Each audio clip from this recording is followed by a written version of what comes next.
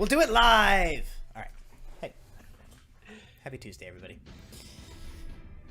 This week is an NPR podcast of Delve Requisite, where we talk very quietly and in calm voices, and we soothe your worried bones. This week's episode of Delve Requisite is brought to you by Little Dragon Corp and Cardboard Castle Games. Cardboard Castle Games is a brick and mortar. I don't know why I'm doing like an Ira Glass voice now. Cardboard Castle Games is a brick and mortar tabletop RPG store located in Evans, Georgia. If you are not local to Evans, Georgia, worry not, because you can get all of their fine products online on their website. A link to which you can get by typing !CCG in chat at any point during tonight's stream. What? CCG? I said it right. Okay, just checking. Yeah, he did it right. I got it right for once. He got it this time. You think I mess up?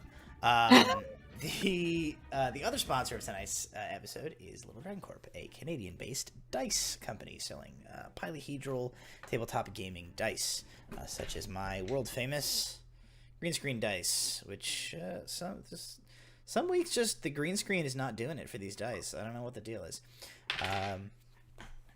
You can get a link to their website by typing !Little Dragon in chat at any point during tonight's stream. And if you use our code PROBONUS at checkout, you get 10% off of your order. So thank you to Little Dragon Corp and Cardboard Castle for sponsoring Proficiency Bonus. And now we return for me to throw my pen, my one and only pen, on the floor across the room. But that's okay, because it's that time again for Brittany to do the recap. So let me go get my pen while Brittany does the recap. Take it away, Brittany. So last time on Delve Requisite with the crew of the Grimm's Folly, the members of the Grimm's Folly crew, along with Captain Nathaniel Thorne, entered the small cave on an island in search of Captain Frederick and what remained of his crew. A fight, as it always does, breaks out, and as the pirates rejected the offer of one Commodore Rory and continued to battle their way through the fight, it looked like they would succeed until another member of the Ignian crew, through the use of a sending zone, gave the command for the island to be fired upon. As the cave collapsed and the crew was plunged into the water below, Captain Nathaniel Thorne offered Murderbeard a deal. In order to save his life, he was offered, I believe the term was salvation and damnation, in one breath. Murderbeard accepted this offer and received a strange holster with weapons unknown to him from Thorne, who lost his gifts in the same moment and sank beneath the water. As the crew broke surface and looked around, an Ignian warship loomed ahead, and as it looked like the crew, floating in the water, was going to be fired upon, a loud crash echoed through the cove as the Grimm's Folly ship appeared on the horizon, having sundered the Ignian warship. Looking around, the crew checks in on each other, seeing who's there and who is not, and we faded out with Captain Murderbeard's eyes glowing with the power of something unknown. Alright, hey, nice recap. So that is in fact what happened last week. You have to pardon me a second. I just drank the better part of a 2-liter of soda. You did it to yourself. Yeah, like last week's peas, your bits are just... This is backfiring. marginally still better than the can't pea, see you. honestly. But now he's going to struggle to DM because he's got a shit ton of gas. Yeah, he had Okay. hiccups last He had week. hiccups last He had week. hiccups last time, now he's just going to be burping the whole time. It's okay, that If I soda was did pretty that- flat. If I did that, I'd be having to leave to go pee every 5 Yeah, minutes. welcome to this week's episode of Delve Requisite, punctuated by a whole lot of mid-roll ads, because I'm going to have to pee several times during tonight's episode. I thought the looking for the pen was going to become a whole bit. I was wrong. Yeah, I really did too. I thought there was gonna be like Looking things for the flying. pen was the diversion to go and obtain the mostly drank 2-liter of Dr. Pepper that I then finished. I'll Could have been ginger ale. Just saying. I don't feel good. Anyway, let's. That's what you get. Let's. That is what you get. No, I'm Offer. fine. I'm fine. If I'm fine, he said. like a liter of very room temperature, very flat soda was enough to make me ill. It wasn't even cold? This pot, no. These only have to escalate though. We're gonna get like another 2 years in, and Britt, you'll start the recap, and Matt's gonna like start tattooing himself. Oh no. Chat says it's Dr. Penper. Oh no! Stop. I thought you were banned. Previously, before he's going to say one word in projectile vomit, which nothing could get clipped faster than that. That's okay. I think yeah, that's true. We'd be on the map. We'd be on like the top like D&D podcast on iTunes like next week. Be on the front right. page of Reddit in 12 minutes. Yep. Yeah, that's true. So, what we're gonna do is we're gonna pick up right where we left off last week, with the group of you guys in the water, in this small protected cove, of this little island where you tracked the Ignian, this breakaway fleet of the Ignian Armada, who was pinning down Captain. Can you remember that? Can you guys, Frederick. Can you guys? Aha! Who remembered a name for one? Can you guys tell that my prep work for D&D this week included sitting down at this desk at like 7:04? It's busy season. It's busy season in my line of real people work. So my brain might be scrambled eggs for the next handful of weeks worth of podcasts. Anyway, this is a Twitch stream. It's not even a podcast. I don't know what we're talking about. So you guys are in the water in this protected cove. You were inside a part of the kind of rocky, mountainous terrain of this island, which seemed to contain some sort of old, like, smuggler's cove or something like that, that you were seeing evidence of. Your brief discussion with the Commodore Rory, was cut short as you guys murdered the hell out of him, and one of his Marines, his soldiers, with their dying breath, instructed somebody through a speaking stone to fire.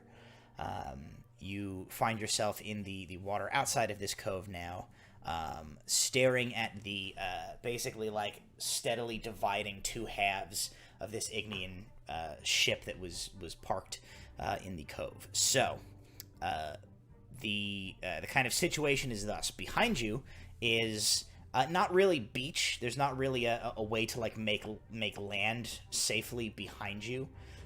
There is a mostly collapsed like side of a cliff face that just got cannon blasted, that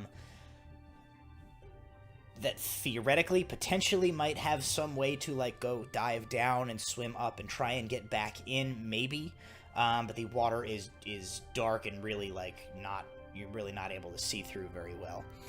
You do see like some of the orcs are kind of like clambering down the rocks, having come where they were holding position on the far side, having gone over. Some of them are like scrambling down kind of towards you. The Ignian ship is it has basically sort of like broken in half, and the like the fore of the ship has tilted this way from like the break. So basically like the nose of the ship is like scraping down against the sides of this narrow opening to this cove, with like the interior of the ship being open and like kind of pointed upwards, while the aft of the ship, the back half of the ship, has tilted this way.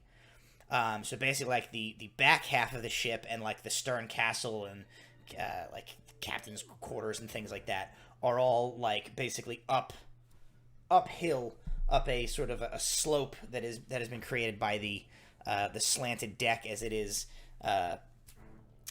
stabbed into the water here. There are Ignian sailors like still kind of running to and fro on this ship, trying to salvage things. Some of them are at this moment like kind of like hanging off of pieces of rigging, which are like dangling over the the masts, which are at odd angles. And basically this chaos, the massive wreckage of this ship, is between you and the Grimm's Folly on the far side.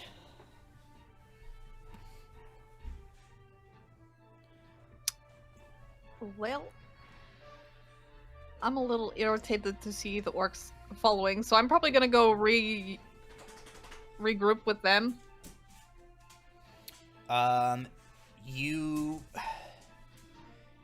You can do that in the sense, imagine you guys are in like sort of a U-shaped, body of water. Mm. The mouth of the U, the opening of the U is where like the ship is like cracked in half and sinking.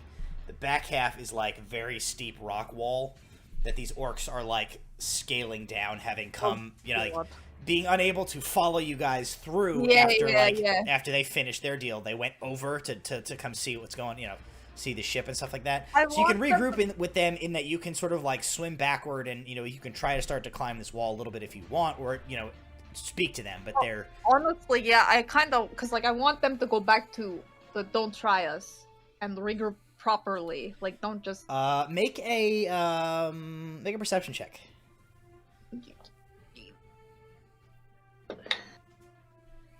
Well, it's a natural 19 plus things. You see that it looks like the orcs that you see coming over the hill here is only about half of the numbers that you brought with you. There's only there's only 5 of them. 4 of them are not here. Okay.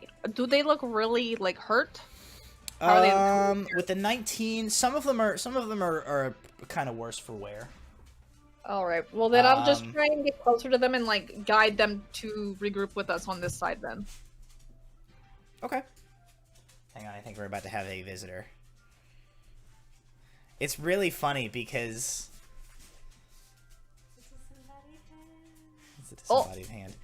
It's very funny because on stream there's a disembodied hand that comes in, but to what these guys see on Discord, they watch you make your approach the entire way through the room with that shit-eating grin on your face. I'm like, hey, I'm gonna put my hand in his stream.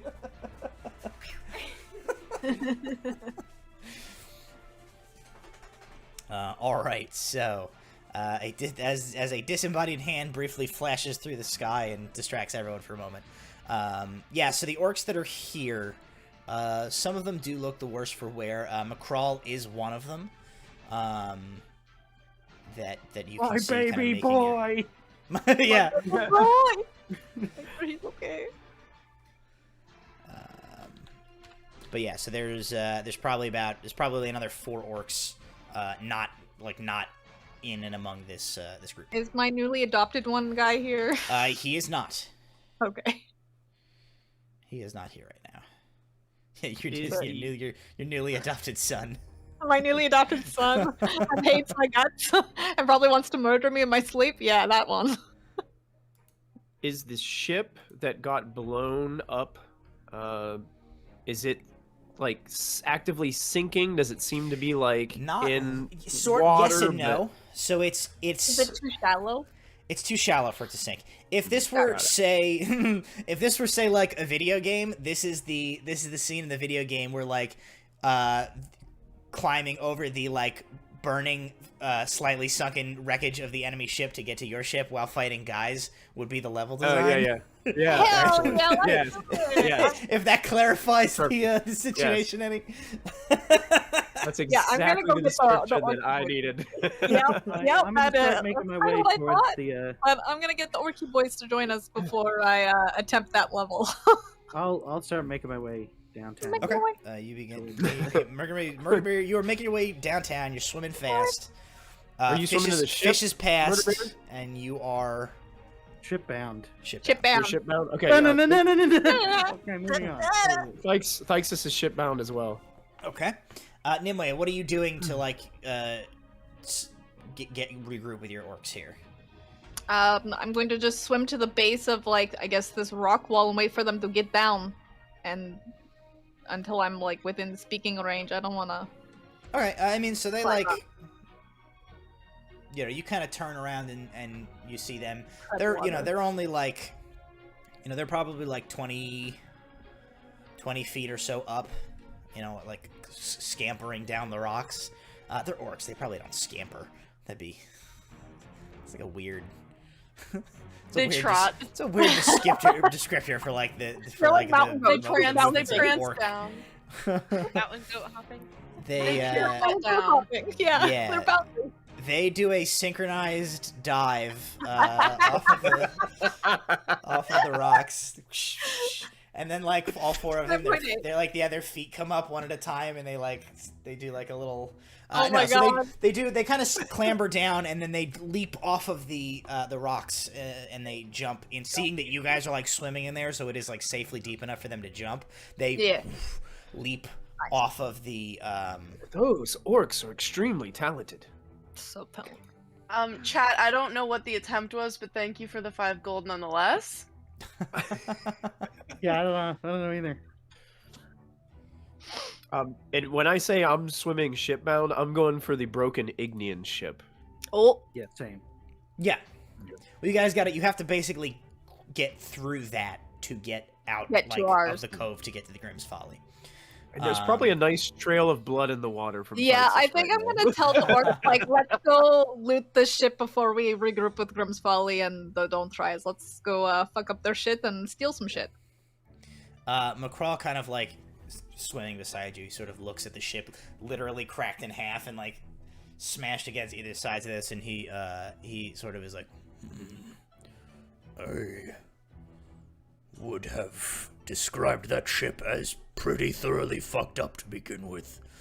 But I True. suppose there is But always look at that one. more. He's still alive. That guy. Yes, there is always more things to be broken. Now you got it. Yeah. swims. Me and McCraw. Well, as we're swimming, because I am just a ball of worry, I'm gonna swim up to Thyxus, and if I can like just Yeah. grab You'd his have ankle, no problem catching him. grabbing his ankle, He's like- grabbing he's tapping sort of his like- shoulder, anything. Thyxus is doing like the dead man's float and like occasionally like I'm coming, Captain. I'm coming. I'm going as soon as I can get my hands on Thyxus. I'm going to drop 10 of my lay on hands into him. Nice. Oh, Quick, yes. Just to stop the blood flow. quick DM question. yes sir. That's like a third of my hit points. Thank you. But slightly before this, because I forgot to ask, did Thorn's body sort of like disappear? Like, It is it destroyed or sink? It sank. I think probably Murderbeard, your sort of like your perception of the local space probably is a little bit distorted as the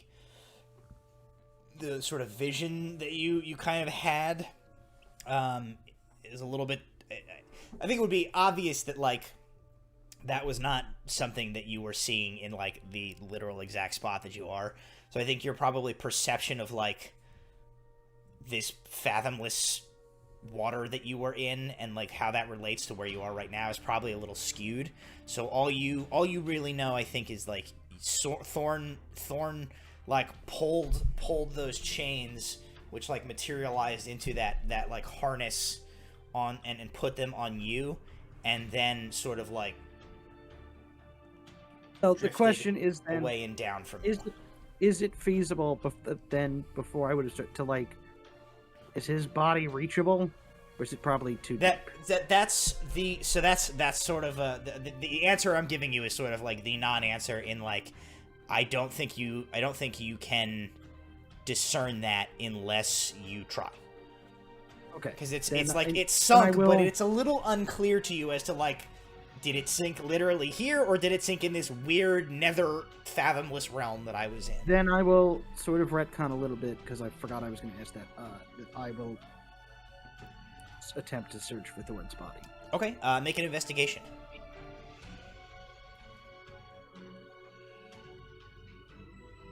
That's going to be investigation. It's going to be a 17.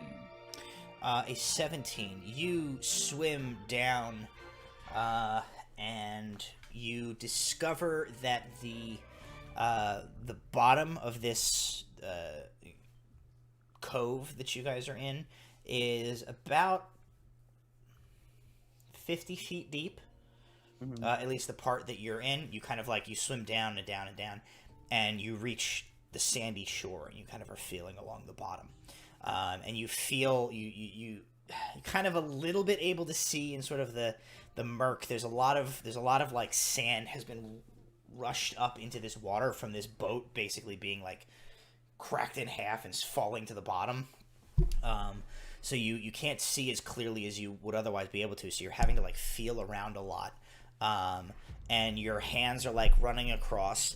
There's a lot of what appears to be like old, just like debris, like pieces of extremely old like metal and wood and things that like have been sunk to the bottom of this cove ages ago. And just as you get to the point where you are like considering like, I'm gonna have to go up and get like a breath of air and come back down and like decide if I'm gonna keep trying this, it kind of like dawns on you that you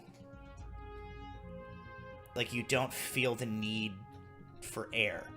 Like the burning in your lungs and the pounding in your head of like having to go up and get air is not present, and you realize that like you are feeling perfectly refreshed beneath the water here.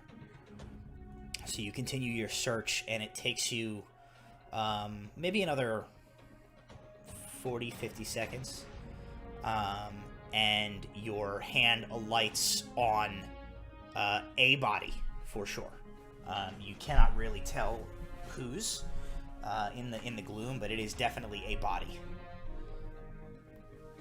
Alright, let's play the mystery claw game. Let's bring this body up, see who it is.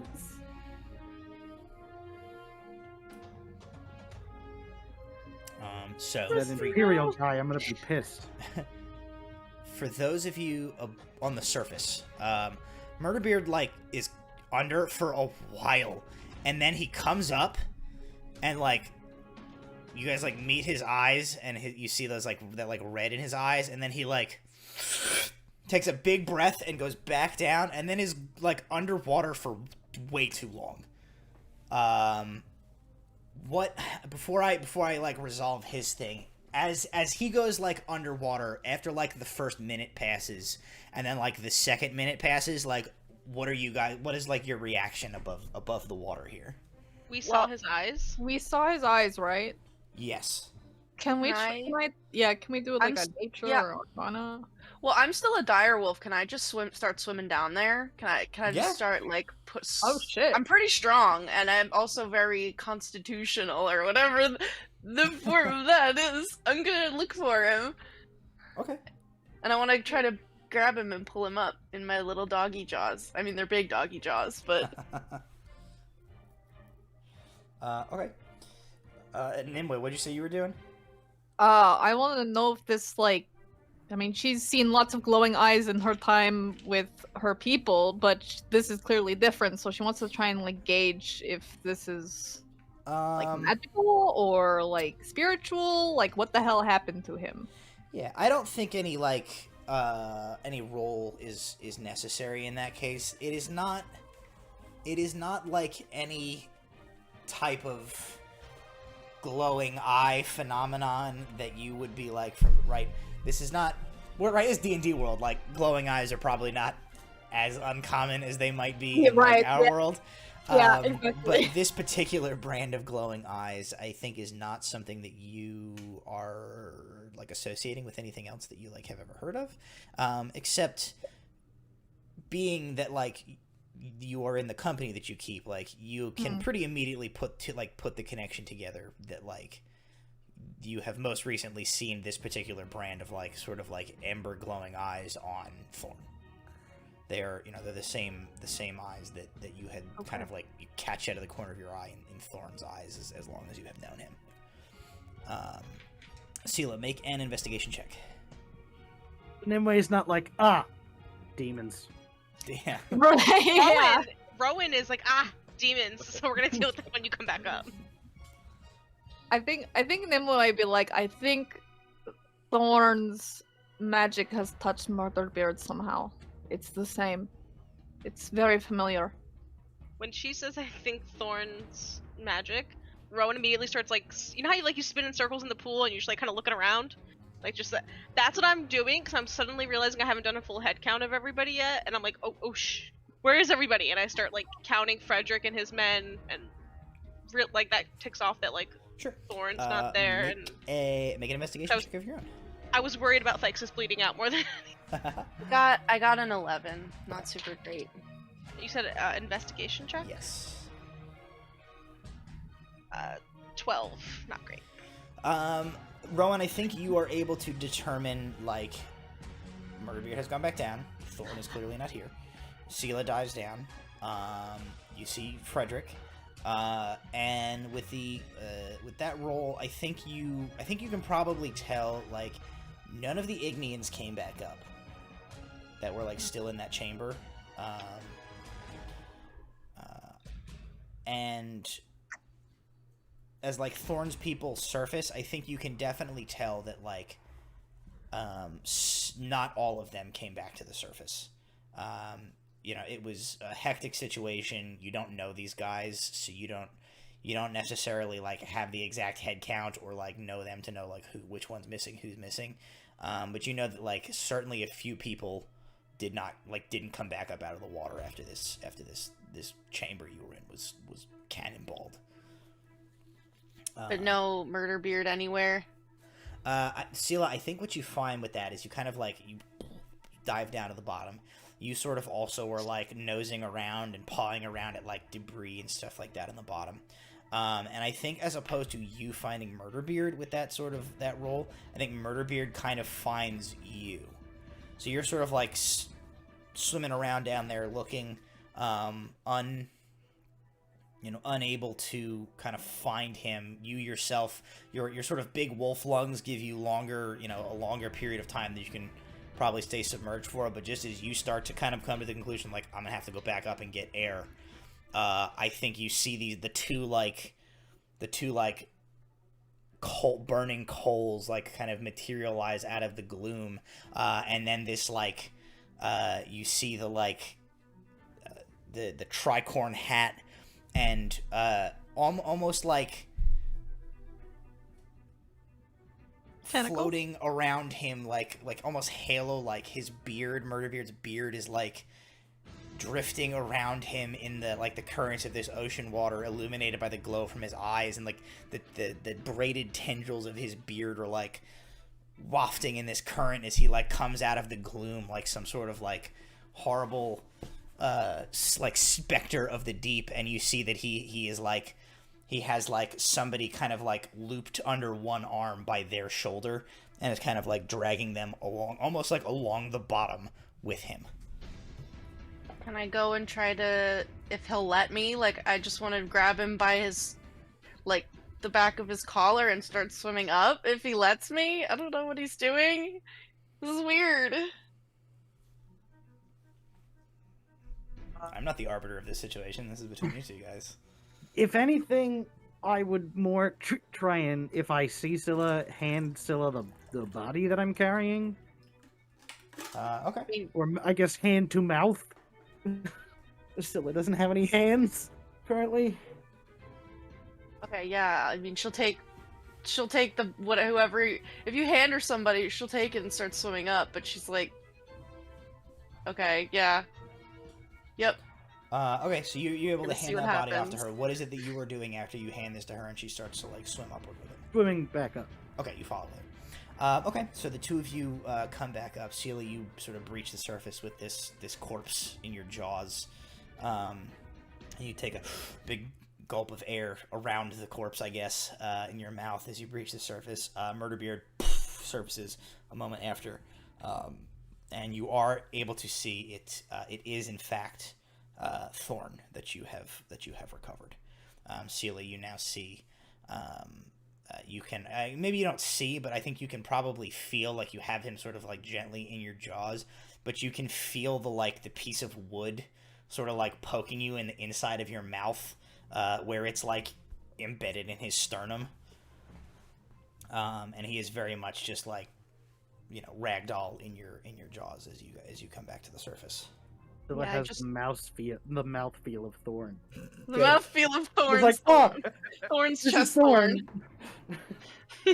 I will just let out a little whine to let. I don't know how else to. That's how I would communicate a problem. Did anybody else see Thorn like impaled and dying? No, right? It was just me. So this is news. No, to we me. were all falling out of the sky and trying to find our way back up. Also, Lexus was too busy being blown up. Yeah. I can see the piece of wood in Thorn's sternum. Yeah. I think we all can. Can I do a useless medicine check just to see how? Yeah, you can do a useless bad medicine was check. it? It is my opinion that he is dead. 18 total. 18. Yes, you can see that like while like a little bit of blood sort of like leaks from where the wood is impaled in him, there is no like it's just like do. blood leaking from a lifeless body. There's no heartbeat or pulse or life left in him.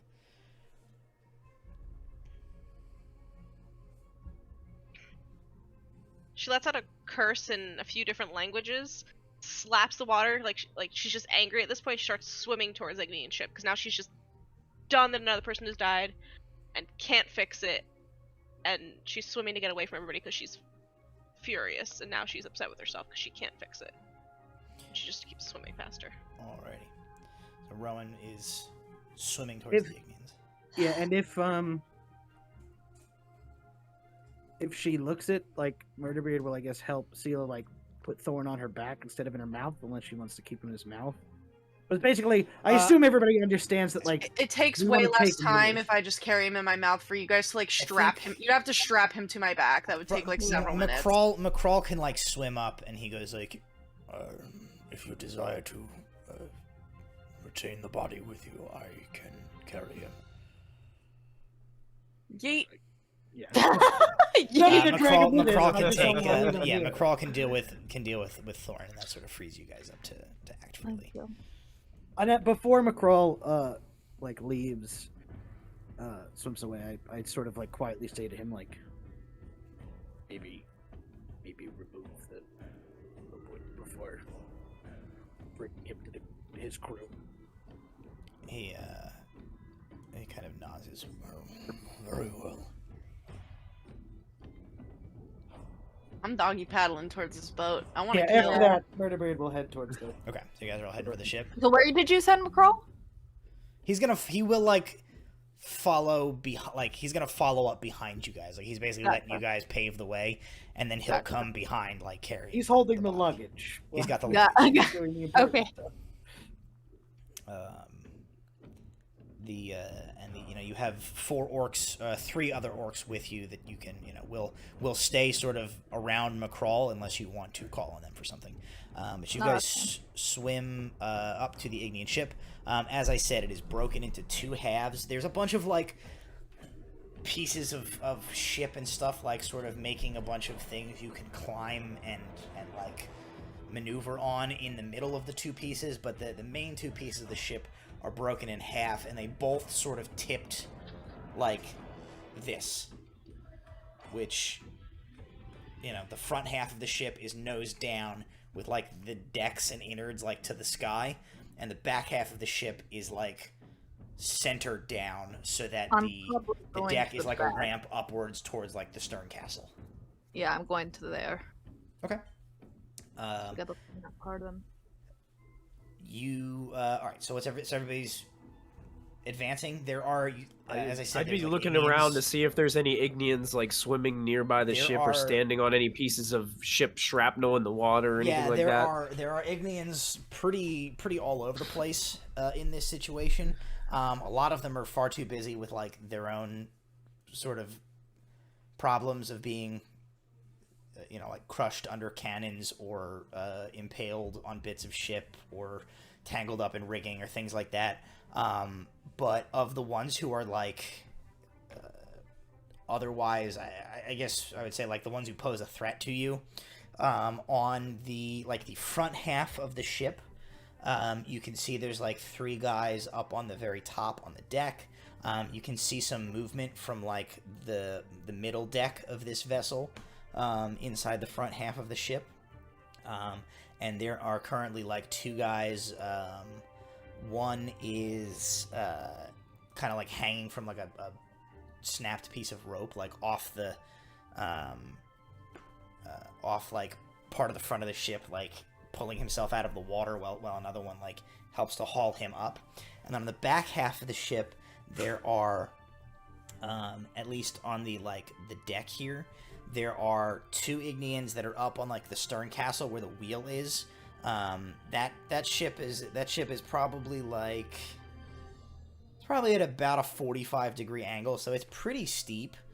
The 2 of them up at the top of the stern castle are like basically like the railing is braced against them so that they are able to like stay kind of on this and like are able to look down. There are 3 other sailors like on the deck of the ship, sort of currently like holding on to railings or rigging, like keeping themselves upright, and had been sort of surveying the situation, trying to get coordinated, but they turn to deal with you guys as the 5 of you like begin swimming up. I'd say probably at this point the only one they like especially have taken notice of is Rowan, as Rowan like plowed ahead of the group and is like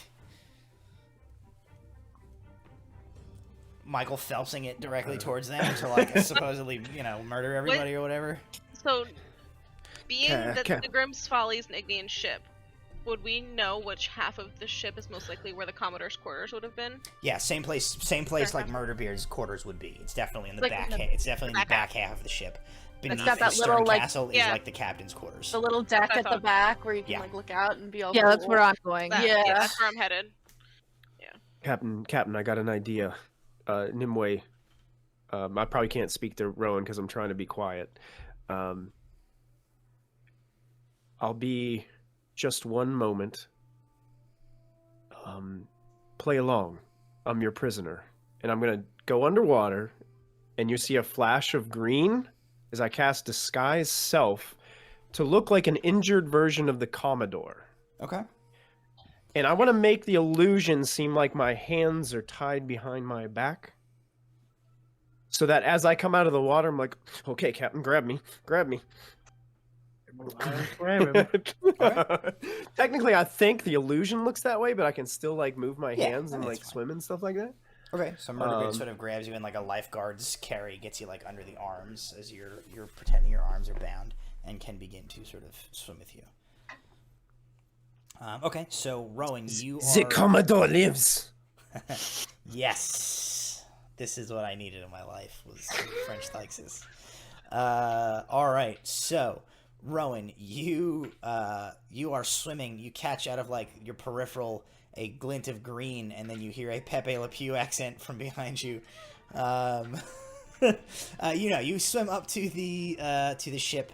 You make it as far as the kind of where you would like clamber out of the water onto, not necessarily onto the like the ramp of the back half of the ship, but onto like the wreckage of sort of the middle of the ship, to then sort of like leapfrog your way into the up to the back, if that's the way that you're heading. So you're able to kind of clamber your way and you get your footing. We're going to consider this like difficult terrain essentially, as we proceed forward here. But you are now like out of the water, at least, and the Ignians are like kind of looking at you, and they're looking at the exploded ship and the bodies everywhere and the other ship in the back, and they sort of like draw swords and just get ready for whatever is going to happen. Rowan draws out Shakai and just says, if this is where you want to die, let's do that. I'd drop my weapons if I were you. You guys come like swimming up behind her at this point. Actually, we'll say Murderbeard and Thyxis are kind of like bring up the rear yet as well.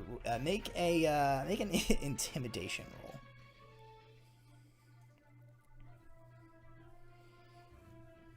17 total. 17. Ooh. Okay, let me see here. Yay for plus 5. Of the five guys that are like on the ship, one of the guys on the stern castle is like, no, fuck this, I'm out, and he just like fucking dives off the side of the ship. Correct. On that one. Yeah, you're on that one. He dives off the side of the ship. It's like, I have kids, fuck this. He jumps off the ship, tries to swim away. So the four remaining guys don't necessarily look super confident of themselves, but like they don't seem to have any like, where are we gonna go? So they just like they're gonna stand their ground. At this point, the two other ladies make the sort of bastion of debris to get footing on. So Nimue and Seela, you guys sort of like flank up beside Rowan, and Murderbeard and Thixis, you guys are sort of bringing up the rear. At the moment, your approach is kind of blocked by Rowan and Nimue, and then like the large form of Seela in wolf form. So you seem like undetected thus far as you're kind of like coming in, which will give you kind of a moment to like strategize or how, figure out how you're gonna play this.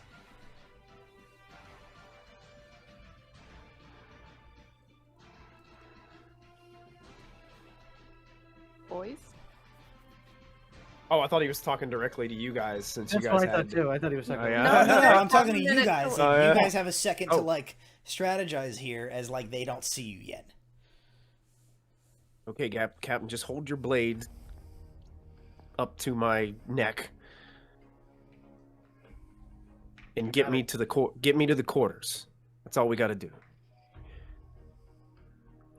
And I'll do that. Okay, so you like drag him up out of the water to where they can see you. Yeah. Okay. I'm like- going to. I want to Listen up. purposely look like defeated and Okay. head down. Okay. And what were you Listen threatening, up. yelling there, Murderbeard? Listen up, you Ignian fuckwits. Do you say it? Crap. Took a long time. pirates. The amount of time for that pulse, I was expecting a more comprehensive. What do you want, pirates? Listen up, you chum-sucking fuckers. Uh, This is how it's gonna go. A slightly better burn on the second attempt. I will give you this. What do you want? This is how it's gonna go. Your captain and I, your commodore, is going to lead me to his quarters. He's going to give me a little present, and then we're gonna leave. And if everybody just behaves themselves, nobody else dies. And by nobody else dies, I mean maybe I can convince the direwolf not to eat everybody. Maybe. No promises.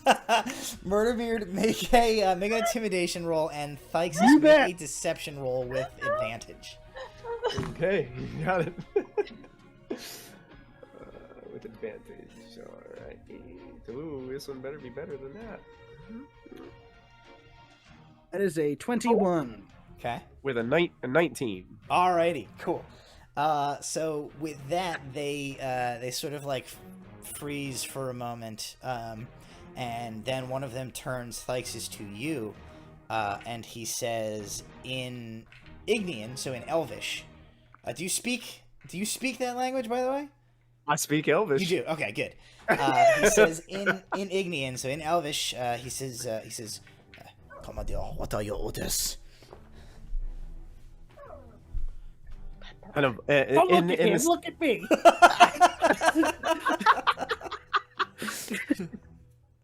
say, the Commodore will have his revenge.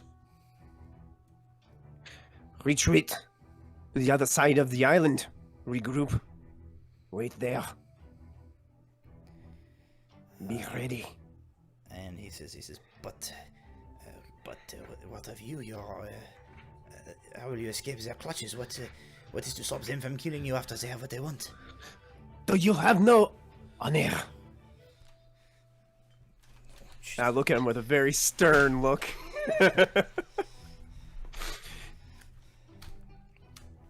For the Empire.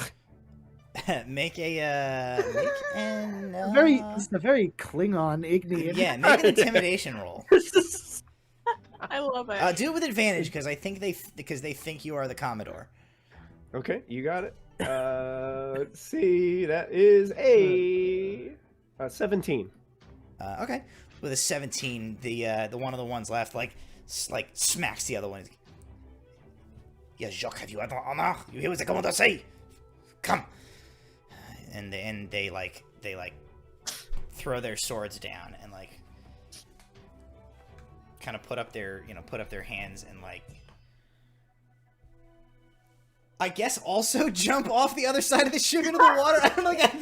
I'm not sure where they have they don't super have anywhere to go, but he told them to get out of here. So they're like, and they go to the far side of the ship and like you just hear them like the four of them like jump off of the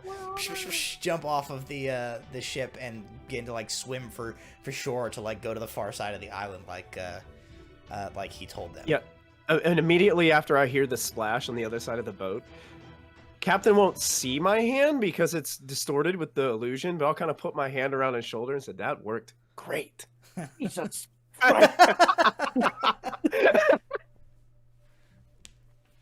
Okay. With your hand on hand. So you have scared off the guys that were on the deck of the ship on this side. I'm immediately. I was gonna say, if anybody wants Heading. to go murder them, go right ahead.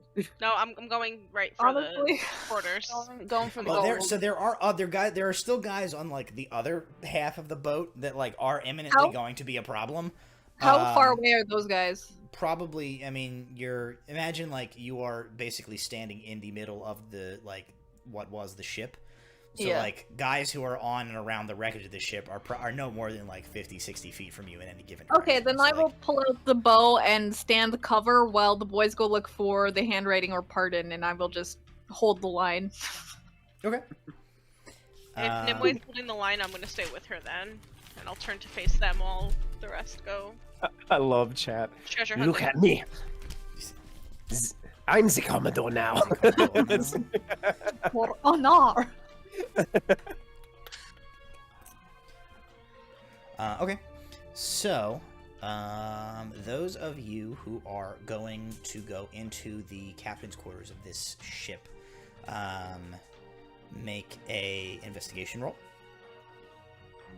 And those of you who are outside of the ship, make a perception check. Could I like assist somebody investigating in the place? Because I'm sniffling around. Can with you? my- Are you I able don't to know. like? Are you able to get in there as a direwolf? Well, yeah, that's actually a good question. Like, how tilted is this? Do I need hands to like to kind of like help pull myself up? I need- Because No, like I that's think the it's. problem. I mean, it's fairly. It's like pretty on a tilt, but I think like not so much that you're not able to like direwolf claw your way up. You know, as much as they're able to like scrabble their way up, you are as well. I think. Do I fit in that room slash I think doorway? you probably don't fit in the room. I think you probably like would be able to like if you were really determined to, like you'd be able to like ram your head and shoulders like in the doorway and like snuffle your head around, but for the two of them in there, it would be basically like they're trying to search like a fairly small room and there's just like an enormous dog like Yeah. Okay, then I I'll can, stay outside. I and can get you in, but only for No. about a minute. Don't do it. Save it. Save it. You Yeah. say that, and Scylla looks at you and just shakes her doggy head. I'll just stay outside and like guard in case somebody that we didn't see like shows up. Okay. All right, then you can make a perception check with the other outside people. My perception check was a natural 20, but I have a -1, so it's 19. Was it a perception your or investigation? investigation. Or It's an You're investigation check, yeah. Yeah. So it was a Mine what? was a Nat my 20, but I invest- have a -1, Well, so it it's doesn't a- matter. Nat 20 is a nat 20 is a nat 20. I got a 23. And you got a 23. Okay. All right. So, the two of you get inside the captain's quarters. All of the contents of the captain's quarters have like shifted to one wall essentially. Like they're all on the front wall of this. So you basically like go in, and the back you see there's like a large semicircular set of windows. Several of them have like been smashed out by the cracking in half of the ship. That whole half of the room is completely bare, as everything that was on it went and slid into the front of the room. So in the detritus that is against this wall, you basically have to you sort of shove the door part of the way open, and then climb over the Commodore's desk, which is against the door on the inside of the thing. And there's a nice chair and a bunch of there is a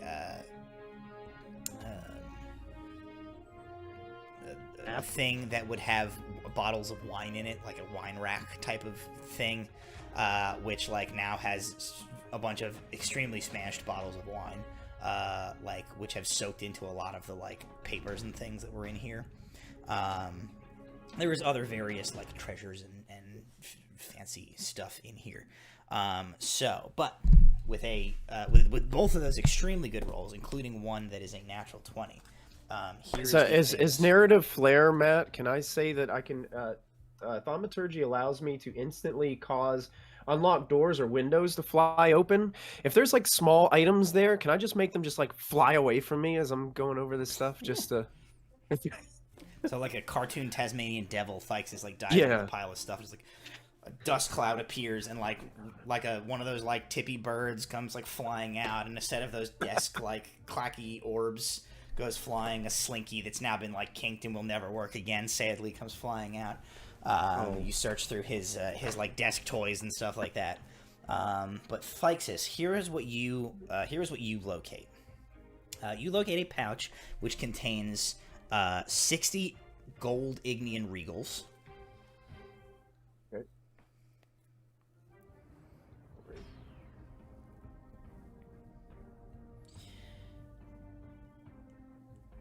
You find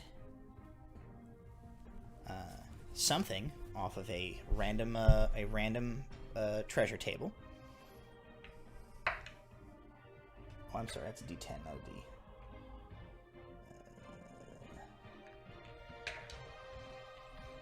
A 5. You find a very ornate set of combs. One would wear in their an ornate comb that one would wear in their hair as part of a hairstyle. They have been stylized into the likeness of a reptilian creature that you've never seen one, but you have heard tell. You assume that these are stylized to have the visage of dragons on them. And the eyes that are set into that are of this dragon, etched into this comb, have been set with red garnets.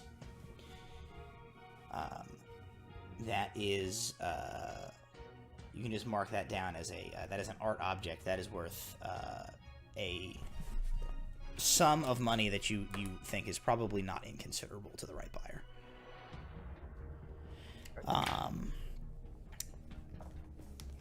You find a closed case, which you open up and begin tossing through, and it has a bunch of letters and correspondence. The contents of which there are two important things. The contents of most of the letters are of no particular interest to you.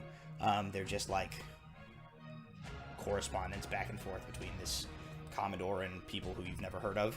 The important bit is that you are able to obtain a sample of his handwriting, Commodore's handwriting, including his signature.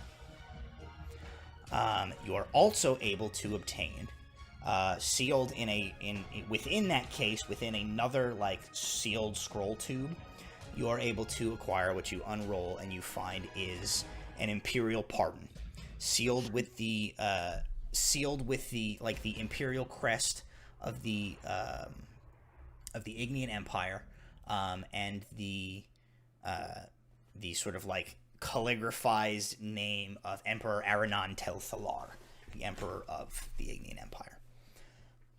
It basically it's like a form fillable document essentially, where it's like been pre-printed on there, like the bearer of this decree is hereby absolved of of any past transgressions against Emperor Aranon Tel Thalar and the divine Ignian Empire, blah blah blah blah blah, on this day such and such, like signed, and it has the Emperor's seal, and then it has a spot where the like Commodore would have signed, and then it has like a place to put like the name of the bearer of the Imperial pardon.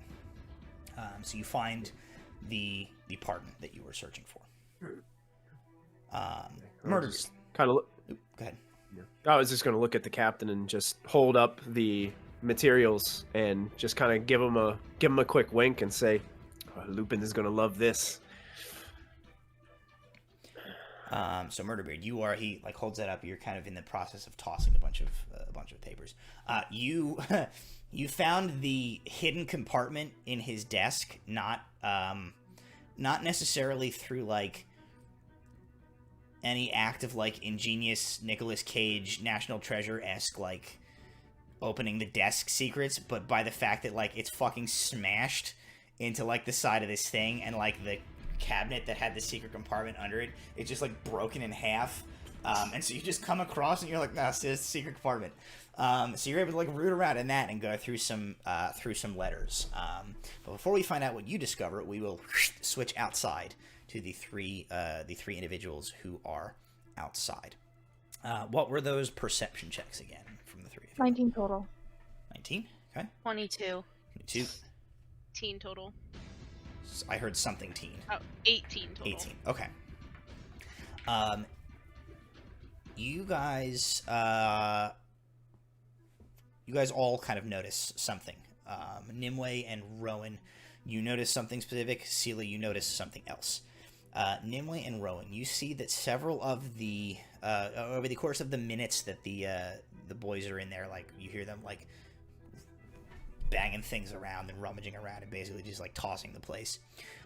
You are like watching the Ignians on the other side of the like the shipwreck across this like treacherous, jagged, debris-filled divide that separates the two halves of the ship. And like they're kind of watching you. And as you guys are sort of like eyeballing each other, they sort of like kind of start to like regroup themselves and gather themselves together. They're not doing anything aggressive. They're 30 or 40 feet, on the other side of you. With those two rolls that you guys do notice, there's about 10 of them gathering like kind of together on the deck. They are mostly staying behind what cover there is, just by the fact that the deck is like, you guys are pointed this way and they're kind of pointed up. The front half of the ship is not nearly as steep an angle, but it is enough that they're kind of able to hunker down behind the like jagged piece of the deck. With those rolls, you notice that after a while, there seems to be a lot of like they're like watching you and like you guys have beat on each other, and you see that there's a lot of like seems to be a lot of like up and down between this little group and like people kind of like going below deck on like the deck beneath, which is open to the sky, but you can't really see down into like the depths of it because it's tilted away from you. And you are able to kind of see that like they're doing something where they're like people keep going down and then coming up and then going down again and then coming up. You see them doing that. Seela, you sort of notice, like you see this as well, as you're just looking and you're checking things out. How long does that disguise there last, Thysis? What was that? How long does your like disguise hold on for? Oh, or did you... I believe it lasts for an hour with no and concentration. Are you keeping it up as you're searching? I would probably keep it up, while we're on the boat. All right. You, Seela, hear with your wolf ears the like crunching of glass from somewhere around, like, behind you. It's a little hard to tell over the, like, the din that they're making of, like, tossing this chamber inside. But then you hear it a second time a few minutes later, and you are, like, pretty sure that it is coming from, like, the very back of the ship where that, like, rounded bay window would be behind the captain's, like, office, you know, the officer's quarter, the captain's chamber. I kind of like will nudge my like wolfy nose into Rowan, and I look behind me and I start growling. Can I get up there? Do I need hands? That's always the question. I think do probably I need with hands? an athletics check, you could, like, theoretically leap up there. Can I mind link with Sela and ask her what she hears? Don't see why not. Sela? What's over there? There's the sound of crunching glass coming from the little window balcony, like how we have on our ship. I think that there's something else there. I'll translate for Rowan. What do you think? Should we hold here or go check that out? Sela, go ahead. Okay, I will pull myself up over there. I look at Nimue and I just say, what do you want to do? There's 10 there. I got arrows. I can hit them at the range. Why don't you go make sure Sela has backup? Okay. And if And, you like, need help, you yell. I will scream. I will be good. And I jump after Sela. Actually, when I do that, can I motion for 3 of the orcs to hold the line with me and keep Macrawl back? Yeah. Yeah, they can, they'll come up from where they were, Cool. sort of Just to give a line of... lurking, you know, like, lurking out of the way. They come up and they'll hold the line, and McCrawl just continues to, like, hold form. Thank you. So I got a 7 total because I rolled in that one. Okay. So basically, you guys are, like, where you're holding the line, right, is the door to the captain's quarters is here, right? And you guys are here. Yeah. And then, Yeah. like, the stern castle is above it.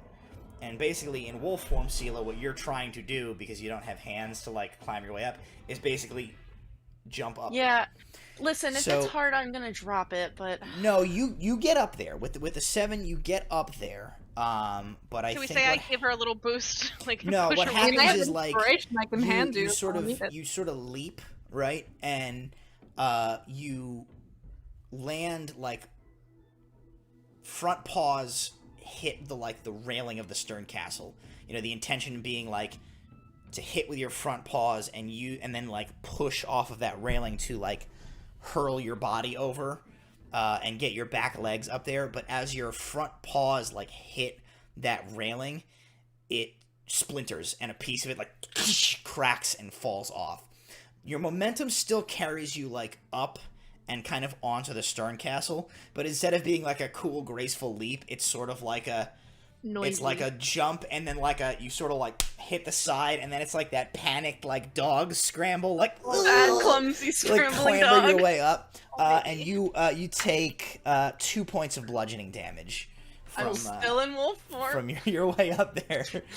I'm somehow still there.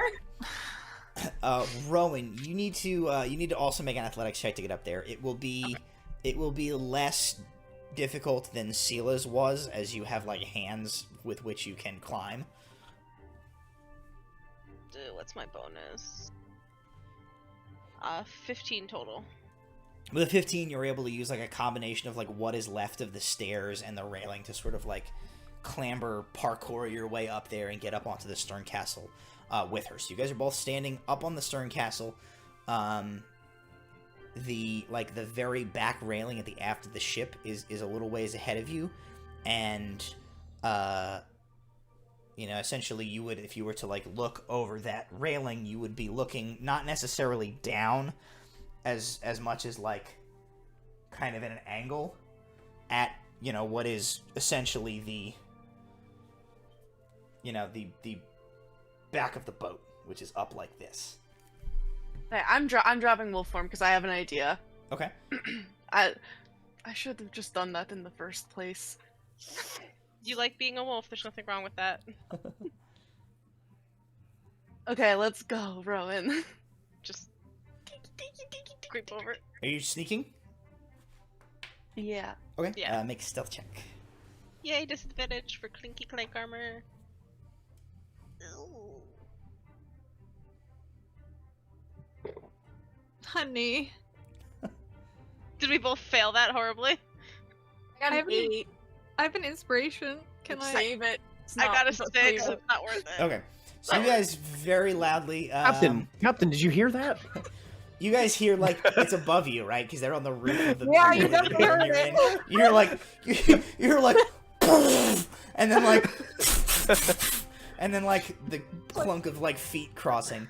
So you guys, not comically. It's like right. This is not like cartoon dipshittery, but like you know, you're not quiet. You lean and you're able to look over. Make a perception check, both of you. I literally, like, I don't fucking trust these dice. I don't 16 know what to do total. anymore. 16 total? Okay.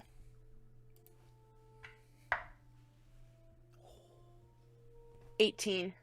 Okay, with a 16 and an 18, the opposing roll was a 6. You see an Ignian naval officer who for sure knew you guys were coming.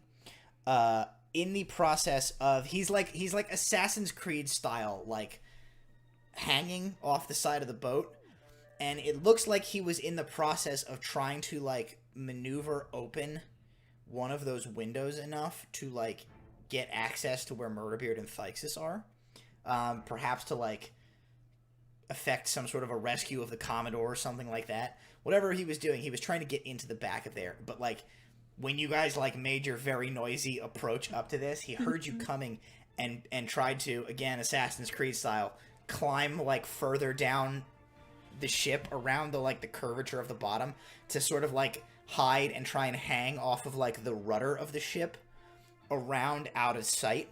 But like with those perception checks, you just catch a glimpse of like the top of his head and shoulder and like one of his arms like disappear as he like climbs back down around and out of your sight. So you know he's there. You don't know if he saw you see him, but like you know he's there, and you know that he knows that you're there. That you know that he's there.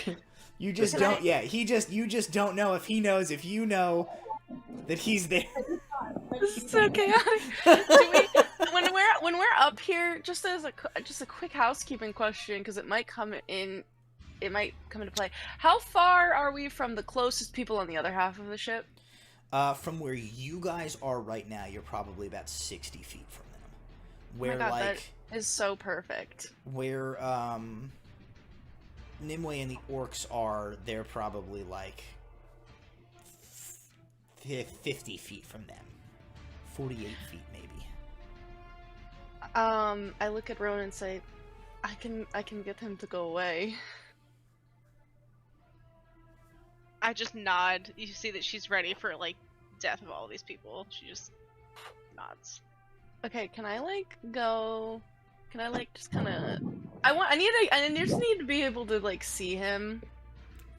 You are going to have to climb out over like the back edge of the ship, and similarly Assassin's Creed like ledge hang, climb your way down to get around the like rounded back of the ship to be able to see him. Hold her. Yeah, For the Hold you the could feet. do that, or you could do that. Let's go do that. It's not as graceful as Assassin's Creed, but Is they it- were fun. I'm really tall. I'm like 8 feet tall, so I have she's legs. tall and I'm strong, so like I don't see a problem. So you were scaring your mom, so I'm like, just do it. Hang upside down like a bat. Do it. Toss me. Great idea. Can we do that? Yeah, D&D, baby. You can do whatever you want. You just gotta tell me. Can I see him? Say it with conviction. Holding Well, her. all right, hang on a second. You can't just We just did it. do it. You can do it. You gotta roll some fucking dice for it. Hang on a second. Do I see him now? Start doing it. Rowan, you can make an athletics check, and Yes. Sela, you can make you can make a. Can I give Rowan my inspiration? Don't need by it. telling her to Don't. cook? Don't need it. Okay. Make I guess athletics or acrobatics, whichever your heart tells you this maneuver is. Athletics. Okay. I do not trust these dice. I trust them again. What'd you Okay. get? 21 athletics. Okay. I got a dirty 20. Hey. With a pair of 20s. Okay. With a pair of 20s. You know how, like, sometimes you'll see those, like, videos of, like, crazy gymnasts or, like, bodybuilders will do, like, they'll go on, like, a flagpole and they'll hold their body, like, completely goddamn vertical off a flagpole. Rowan, holding Sela by her feet, Rowan holds Sela out completely straight, and Sela is just, like... So from this dude's perspective, he's like hanging off the edge of this ship, and then like a completely vertical furball just like emerges over the side of the ship. Your hair and like bangles are like hanging straight down as you're just like he's hanging and you're just looking straight down at him as Rowan is like holding you out. And you just see him, he just, like, is hanging there, and he's, like, too stunned to even, like, have a reaction to this until you do whatever it is you're gonna do. I would like to cast Gust of Wind at him. Here's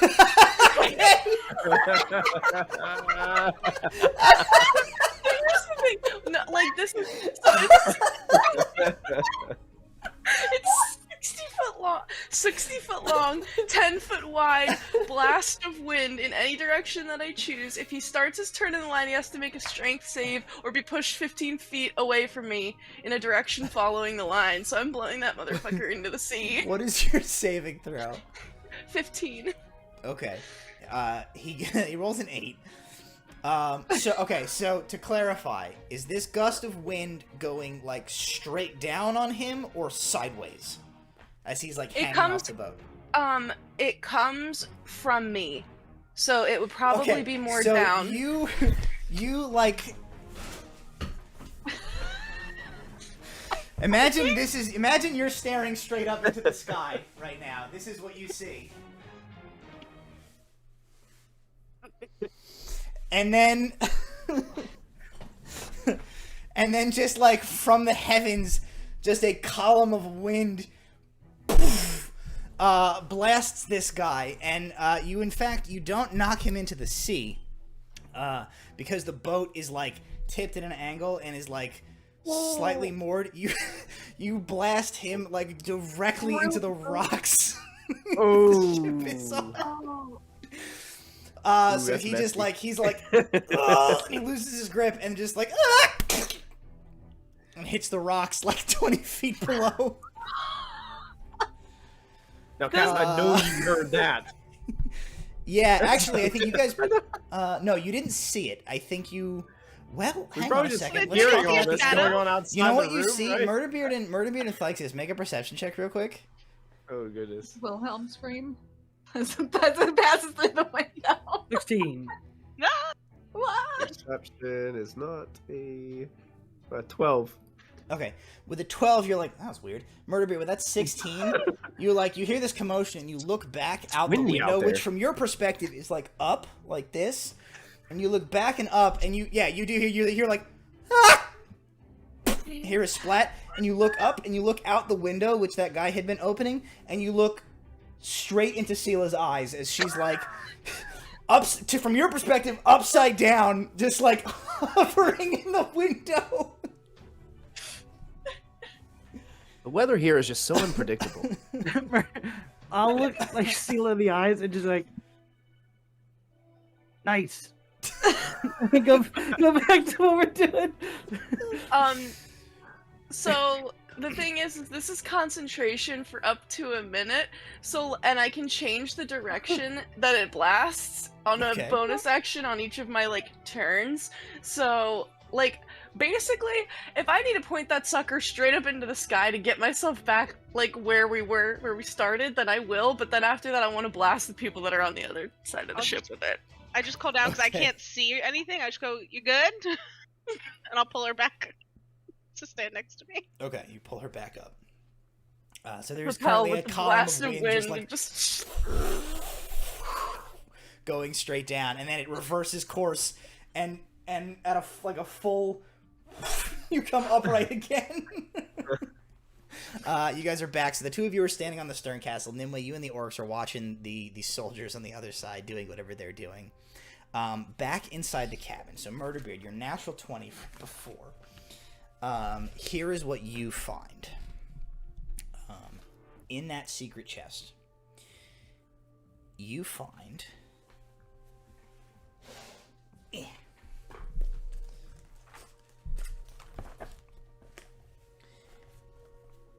D&D source book, weird. You find the Dungeon Master's Guide.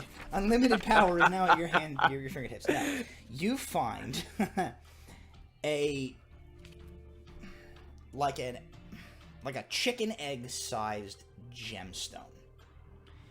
It is sort of oval in shape, cut in a what's a cut of gemstone? Cut in a princess cut. It's not oval, I know, but it's cut in a... It's a cut gem. Let's say that. Emerald cut? That's sort of more probably what you're thinking. Yeah, let's say it's like an emerald cut gem. The gem, however, is not an emerald. It is... weirdly, like, it's clear, colorless, like a diamond would be, but it doesn't have that, like...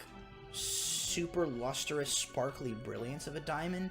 It almost has like this like effervescent quality to it, that almost as if like the gem is not quite like fully solid in a way.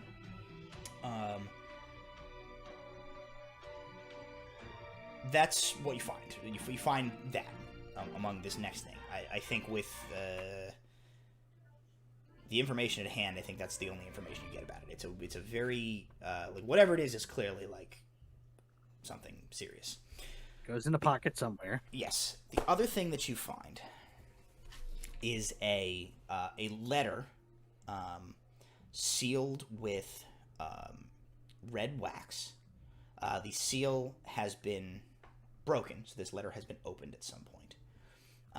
And the like the stamp that was put into the, to press the wax has no like crest or emblem on it. It's just like a flat empty circle where this crestless wax press was used to make this seal. Oh man, is this gonna be this guy's sad backstory that makes us feel bad for killing him?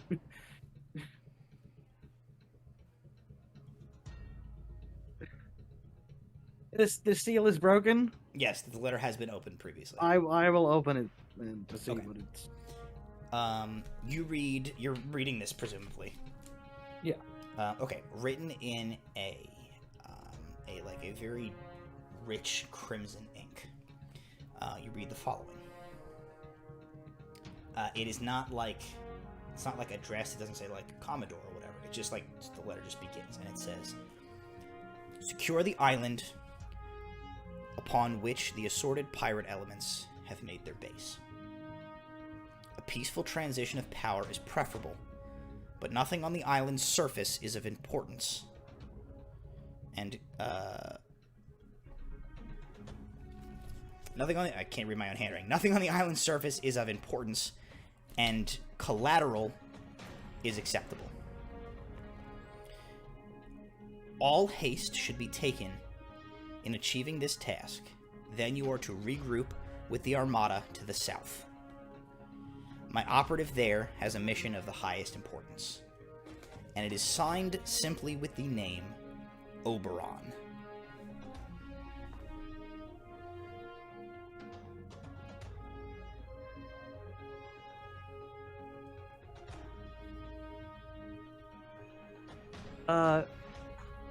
Maybe we'll just put that also in his pocket. We're not going to take the time to discuss it. Okay. Among that secret stash, you find you do find some other stuff, mostly letters. You find more samples of his handwriting, another few examples of his signature if you needed it. The contents of the letter seem to be of a personal nature, as opposed to some of the stuff that Thixus had been rummaging through, which was like official documents. If you want to like take them and further scan through them later, you certainly can. But it just, the quick sort of rifle glance, that's sort of what you get from your search. I'll probably take one just so we have like a second example in case Okay. something happens like says, but no, I don't need this man's life story. Okay. We killed him, I don't care. I don't need to feel bad about it. Lexus does get out the gilded key that he found on said person when he was searching through him and see if there's anything that looks like it has a spot where this key might go. Make an investigation check. Okay. Investigation. Natural 20 for a 26. Okay. With a natural 20. How do I want to reward the natural 20, but I don't know how to reward the natural 20 in a satisfying way that explains to you that, like, whatever this key goes to is not in this room. Oh, and that's rewarding enough. I was just... here's what I'll say. As you are like looking around this chamber, you find like this key does not go to anything. Here's how I'm gonna reward the natural 20. You're like, man, I was like sure there would have been a lockbox that had like an important thing in it or whatever here. Like, what does this key go to? He had it around his neck, like, and you are like looking at it, and something dawns on you. You have seen a key similar in like design to this before. This one is a little different, a little more ornate. But you are reminded of a time in your youth, I would say, where you were taken, in sort of one of the rare treats of your youth, where you were like kind of allowed to tag along and like be part of, like openly part of some family business that was being conducted. And you were brought to one of the banks in the city in Voland where you were raised. The specific name of the bank is like of no importance to you. You don't remember what it was. It was, you were young enough that like, oh, it's just a big fancy bank that like I got tagged along to. Well, my parents. So am I putting two and two that this might be like a vault key or something of that nature? You think that this is a vault or like a safety deposit, some kind of a lockbox at some sort of a bank.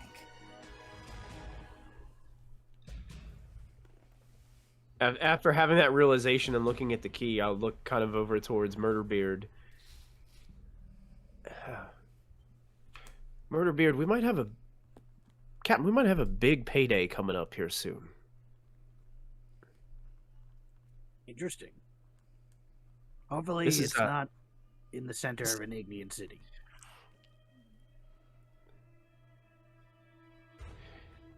Well, the Commodore lives. As I still look like the Commodore.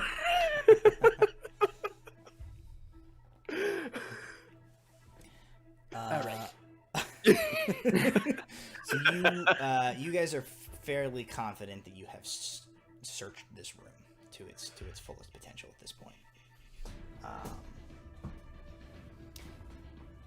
What's the move? What's the play here? Are you heading back out to where the others are? Yeah, I guess if that's everything. Okay. We'll say that the kind of the functioning of all this, because I don't want to like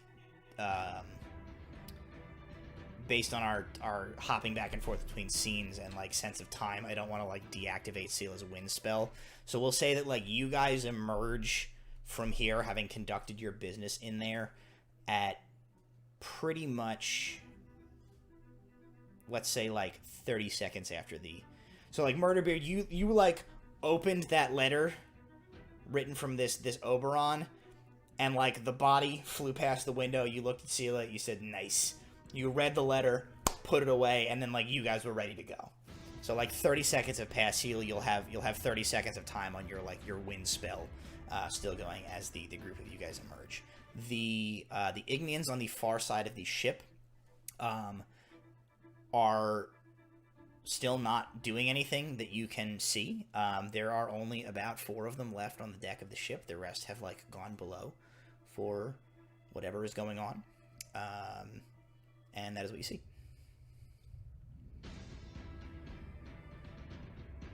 Listen, if I see heads pop up, I'm blasting them. I'm pointing that shit right at them. I got 60 feet, and it's 10 feet wide, and I'm blasting them. I don't know what'll happen, but I'm doing it.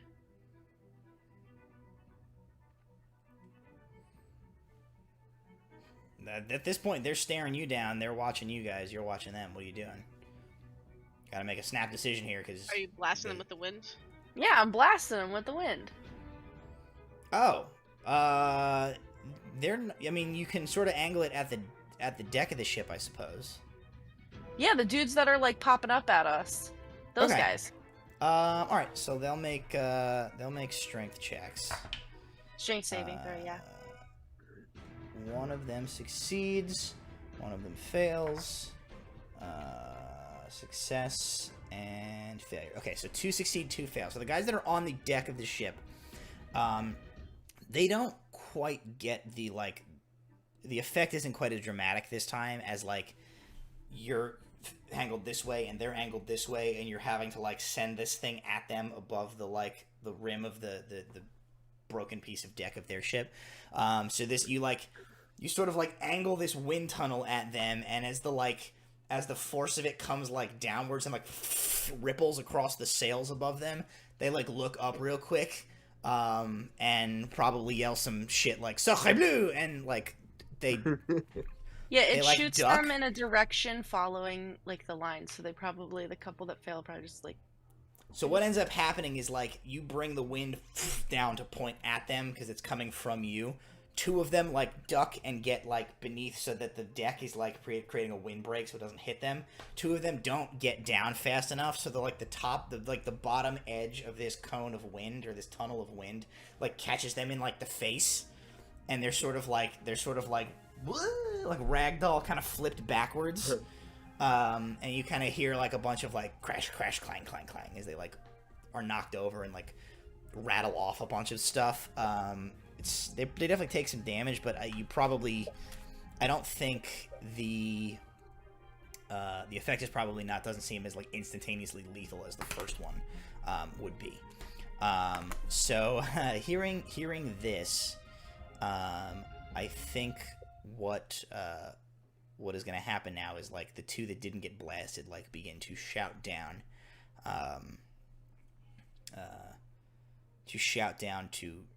to the others in Ignian. So for those of you who understand the Elvish, you hear them yelling out they are coming out. They still have the Commodore. It is lost. Do it now. There is nothing for it. And then you hear a big old commotion begin in the bottom of the ship beneath where they are standing. What are you guys doing? They said that it is lost. There's nothing for it. They're basically they have the Commodore. He's still with them. Just do it now. Yo. Flashing think back we- to when they said fire and the whole Yeah. island exploded. Yeah, I'm- I think we jump into the water towards the Grimm's Folly. yeah. Yeah, getting out of there. Yeah, Jump, I jump. tell the orcs. How the same dare thing. they? Oh god. So you guys what's that? Did Thyxus Yeah, you guys have emerged Oh, okay. out with them. You come out in time to see Sela angle this wind cone and blast 2 guys off the top of the ship, and then the remaining ones yell something, and you hear a bunch of commotion from beneath the deck. Yeah, I tell the orcs to follow me. Okay, so you guys are gonna Jump. begin to run and jump. Yeah, jump. Okay, so you guys are all. Is everybody jumping? I'm gonna do a side-powered leap to hopefully get a little bit more airtime. All right. Yeah, So I here think is so. what. Here's how we're gonna resolve this. Are you maintaining concentration on your spell, Sela? I could just blast you guys towards the ship. Oh my god! It would be like one of those Yes. little. Can I like, grab her water hand and bring slides. her with me? I could put it behind us like a picture. Do it. Do it. Please do it. Like water skiing on my own. Fuck it, I'm not dropping it. I'm water skiing. Okay, all right. So you're maintaining concentration, but you are changing the direction, right? Yeah, so that it's like Okay. behind me. All right. So now it is angling. So you're here, they're here. The cone of wind has been turned from going like this to now this way, out of the bay, out towards where the Grimm's Folly is. Okay. So you guys see this like torrent of wind. There's like moments left of this spell before it ends at this point. So Yeah, I'm everybody's gonna like, push her loop up into that wind cone. okay. All right. Everybody who's like jumping into the wind cone and like leaping off, make an athletics check. Oh, this is nuts. I do acrobatics. Yeah, that's fine. Natural 20 doesn't matter. Whoa! 19. If it's acrobatics, it's a 27. If it's athletics, it's 19. Alexis, good Thanks. job. Thanks! Yeah. A 19 minus 1, 18. Still an 18. Still an 18. I got a 19 as well, with my +2. Okay, so here's how we're gonna resolve this. So everybody manages to like successfully make the jump, and you're gonna land without taking any damage in the water. The question is gonna be how far away from the ship that you get. So we're gonna bust out the long jump rules in D&D. So when you guys make a long jump, you cover a number of feet up to your strength score if you move at least 10 feet on foot immediately before the jump. So we're going to say that you were able to take a running jump at this. So your strength score is how many feet you would be able to jump. Assisted by the wind, we're going to triple that.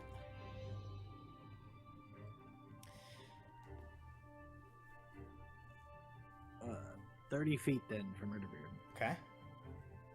45. Okay. Should I triple like my total with my side? do yours last because I want to see how goddamn far Okay. Nimue flies from this boat. Okay. Let me roll for I the go orcs while you're doing 45. that. Oh god, orcs, why? Alright, the orcs, Wait, the Alexis, what orcs did are about to you have a bad day. McCraw does fine. I would have 24. 24. It'd Okay. be 24 feet. Hang on, I need a calculator. Oh my god. Nimue has unlocked the double jump plus glide feature. Nimue is on the Grimm's Nimue- Folly. Nimue actually overshoots the Grimm's Folly and splashes beyond it's it. another one of the rope swinging. It's a variation of Yeah. like rope swing, getting yeeted off the ship. Well, not really, because Nimue's not strong. She's dexterous, so her strength score is only 8. But I rolled really well on my side leap, so it's 45 feet total. Okay, alright. So you guys all sort of land within the range of 25 to 40, 50 feet-ish. You... Here's the thing, though. The orcs are following you up. They rolled very badly. Oh, McCraw honey. did fine. McCraw did okay, even with disadvantage of the body. He does okay. He's able to jump, even with the body, he jumps about as far as Thyxus. The other orcs are kind of like slow on the uptake here. So as like Sela and these like 3 orcs like jump into the slipstream at the same moment at the end, like, and Sela rockets off. These orcs are a little heavier, a little clumsier. The group of you, this is all happening simultaneously, right? Like you guys are all airborne as this is all happening. You're like flying away, you're looking back. The Ignians from the other side on that ship, you like hear kind of like creaking and like stretching of some sort, and then you hear like a twang, and using a series of like rigging and like things that they scavenged together down there, the Ignians made like a big slingshot essentially. They like from within the interior of the deck angled like this, they like loaded up something that this thing comes like flying out of the open hull of the ship, like straight at the other half of the ship where like you guys were just standing. It's like this amalgam of like strapped together like barrels and like stuff that they have like crafted this mechanism to like essentially made like a big slingshot or like a trebuchet or whatever to like huck the like 30 feet across the gap like onto you guys.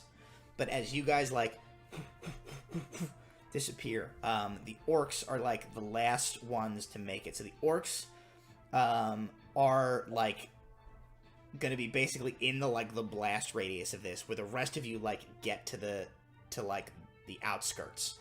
Actually, I think I'm a lot farther. I did it wrong. Oh shit! Okay. Let me So maybe Nimwe's out of the blast radius. I Nimue also lands don't- back on Naporia.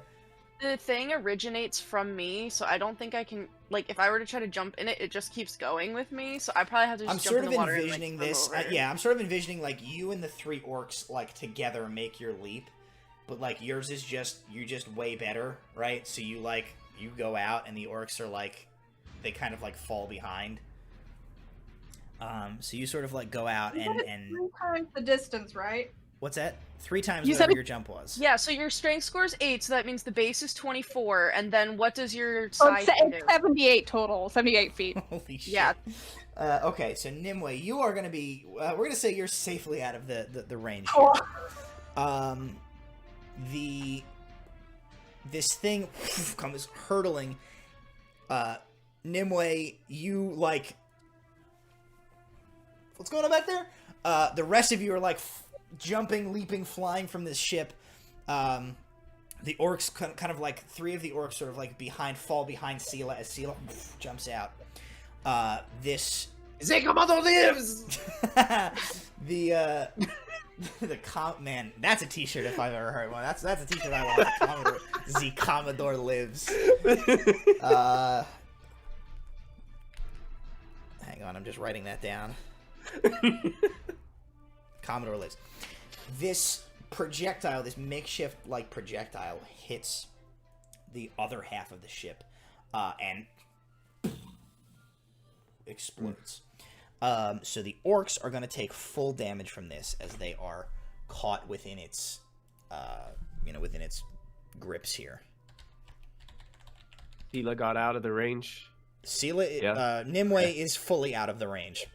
Okay, The rest of you will take half damage Okay, got it. as you all successfully like got to the minimum distance from getting exploded.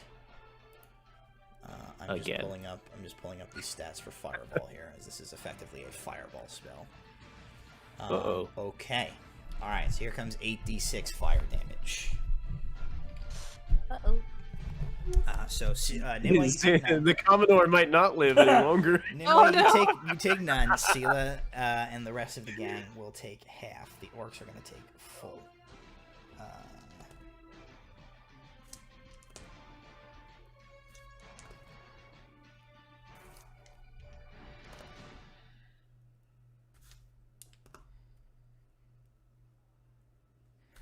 Okay, so the full damage is going to be 29 points of damage.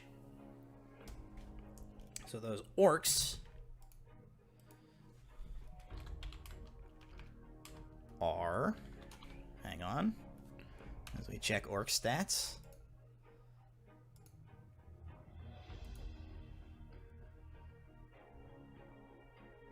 Toast. So three of your orcs, do not clear the fireball, and you just hear, like, as they are caught in the exploding half of this ship. The rest of you take half damage,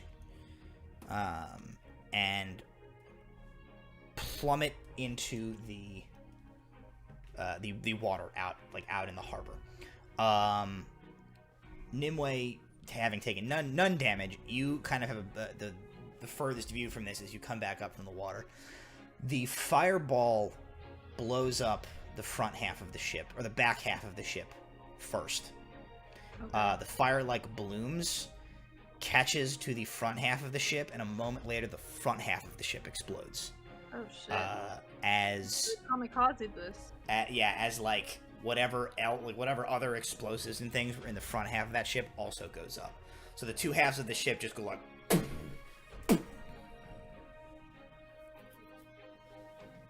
And you are exploded to safety, essentially. McCraw like surfaces with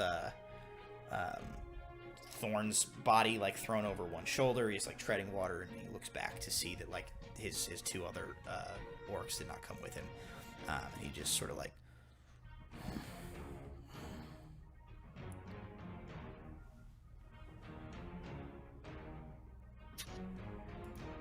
Oh no. Michael, I didn't even fucking believe that.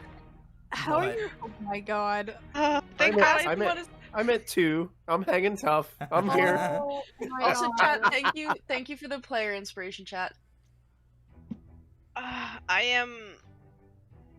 gonna immediately, because I know how gosh darn breakable he is. I look around for Thyxus as soon as I break the surface. I know I'm like ahead of him, but I'll swim back to go find him Sure. in the water. I'd be floating on my back going, the Commodore hurts.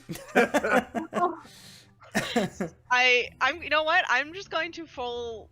I'm over the. I'm just done. I am going to cast Cure Wounds on him, Okay. and you get 10 hit points back because I rolled max on that. Did you see if you broke Nice. concentration? Is Thyxus just lying there going, "Is it Commodore lives?" I don't think it requires concentration, that spell, right? What's I don't up? think- What's that? The disguise or the That's not- Kira. No, so Does- it's still the Does your conjurer. disguise Yeah, it's require still the concentration? No, it doesn't. Yeah. It's not concentration. So I'm gonna I grab. will. Oh yeah, go ahead. Go ahead. I'm gonna grab the Thyxus Commodore looking weirdness and just go heal him, and I'm gonna keep my hand on him, and I'm going to swim us both towards the Grimm's Folly because I am Okay. I'm also basically gonna not letting tell him leave him. my touch radius. I'm gonna tell him if he can hear me to turn the spell off. 'Cause if those dudes could think Shout- the Commodore Oh, yeah. died in that explosion, that would be helpful. Yeah, I'll drop disguise self and look like a battered and bloodied Thyxus. Yeah, it's- Very good. I'm swimming Thyxus to safety with me. Okay. So you guys begin to swim towards the Grimm's Folly. Everybody make a perception check for me.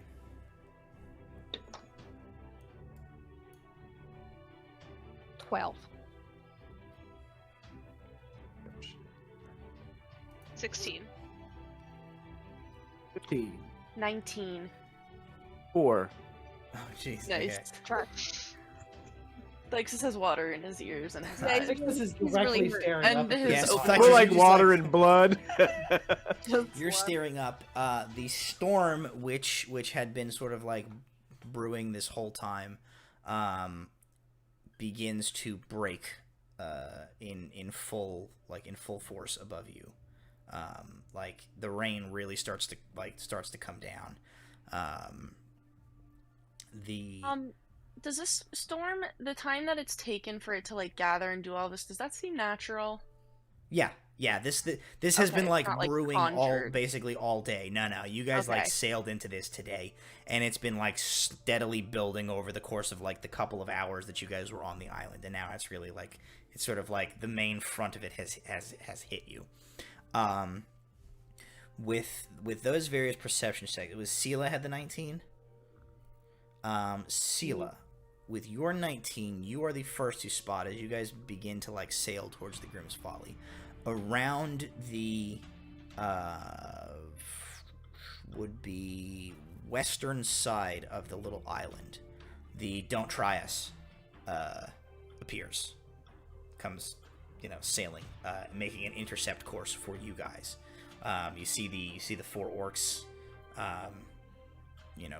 manning the vessel, and sailing towards you to like pick you up. The Grimm's Folly, which is a little further out, after like blasting the Ignian ship in the harbor, already has like begun to move and is actually moving away from you right now. And as you're swimming, all of you, except maybe Thyxus, maybe your ears are underwater, but the rest of you hear like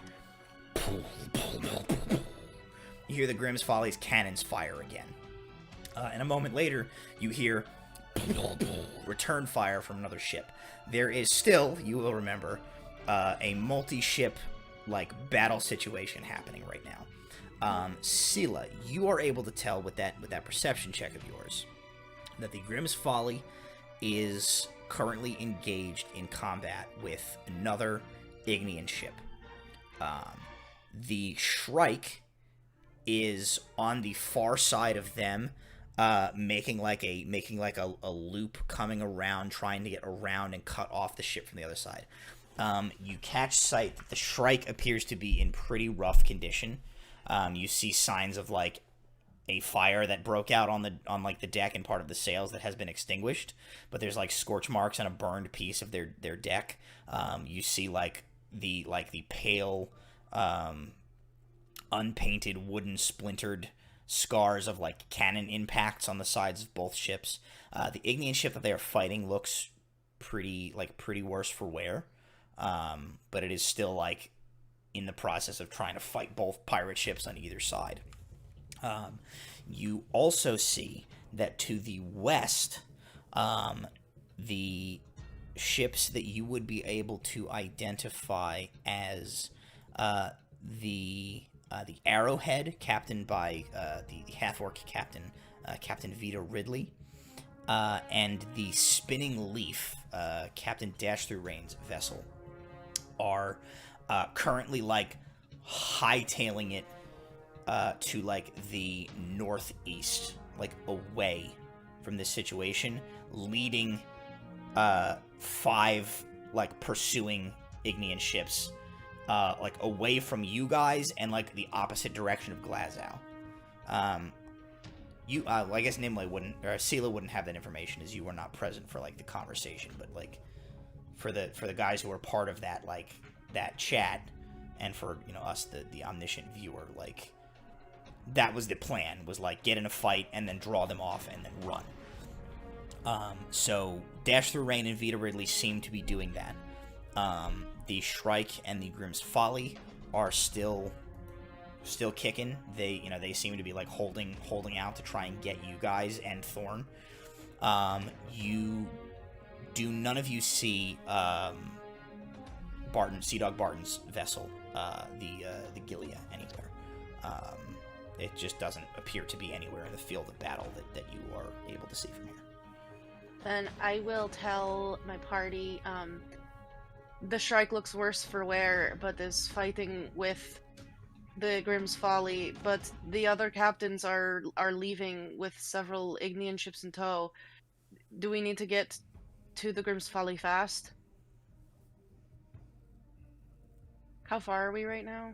You're probably... It's hundreds of feet.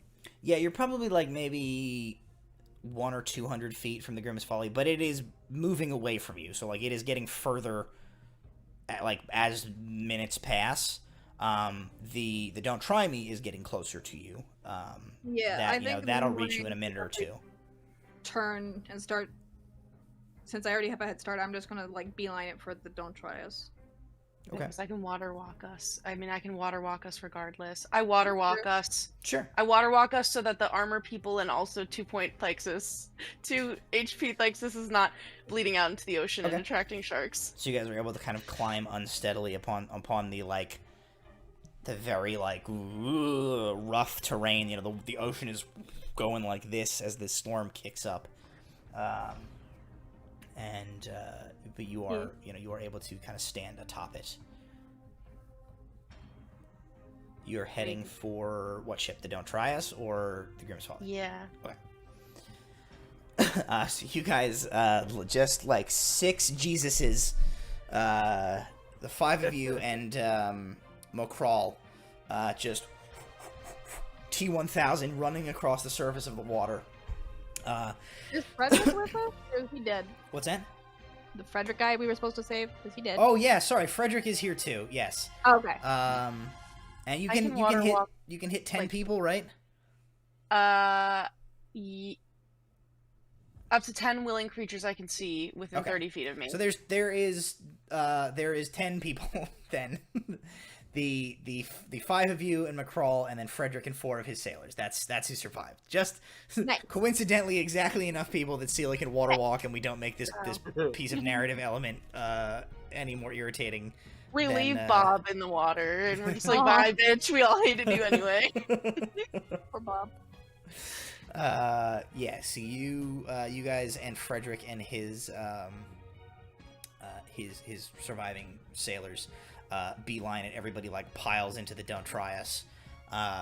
The 3 orcs the 4 orcs that are manning that vessel see McCrawl alone get back onto the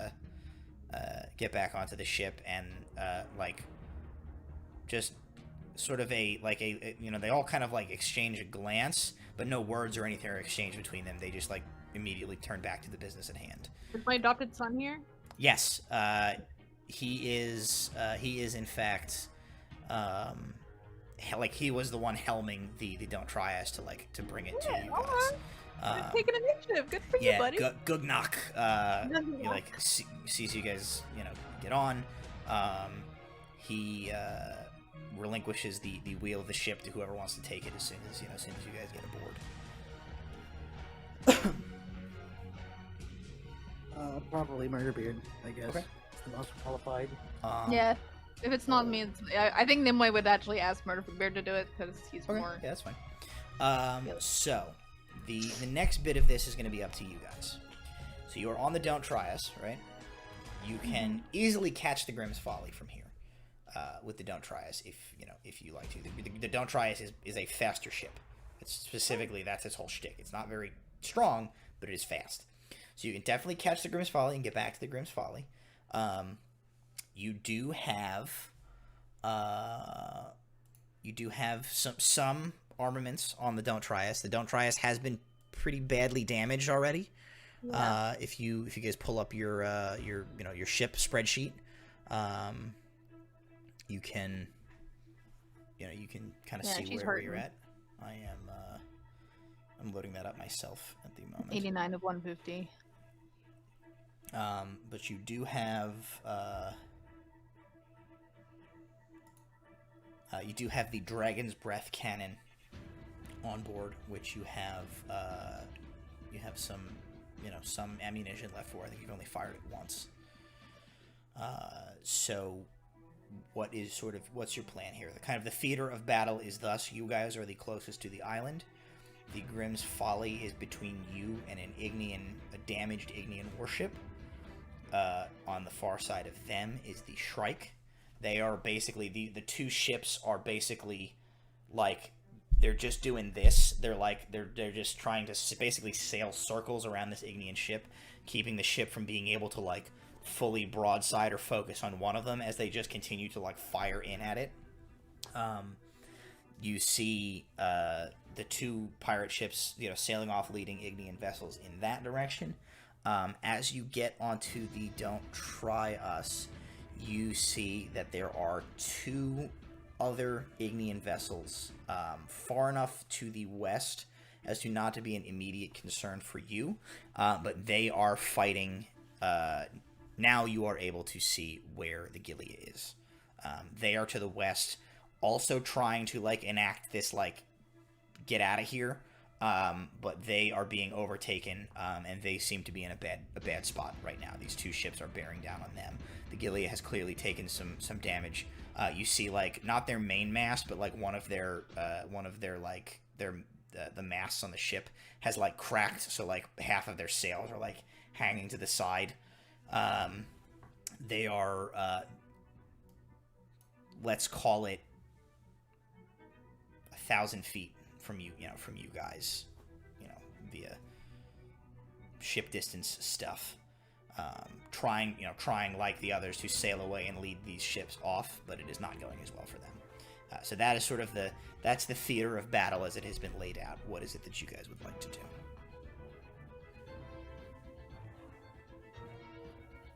I think we got some fight left in us. Question is, do As we like fight them says there? while he's laying on the deck. Do we fight them from the Don't Try Us, or do we get on the Grimm's Folly and fight? We'll get there faster on this ship. Hit and Plus, run. I have one wild shape left, and Thyxus can still make me big. I can do that. How far away is the closest ship? The Grimm's Folly is the closest ship, and it is... Closest enemy ship. Oh, the closest enemy ship is on the far side of the Grimm's Folly, and is close enough that, like, if you can get a clean shot at it, like, past the Grimm's Folly, when, you know, Grimm's Folly is going this way, and you guys can outmaneuver. So as soon as, like, you get a clear line of sight, you could shoot at them if you wanted to. Now, the only weapon that you guys have on the Don't Try Us is that Dragon's Breath Cannon, which is, like, you have to point straight at whatever you are shooting and just shoot straight at it. Okay. Follow-up question. How close... Like, how far do we have to go to get within probably, like, 300 feet of, like, the closest enemy vessel? Not very far. In abstract, in the sort of abstract of ship-to-ship combat, the way that we've been doing it, like, if you tell me, like, I want to get into firing range of this, like, this vessel, we'll go into, like, some ship fight stuff, and we'll just do it.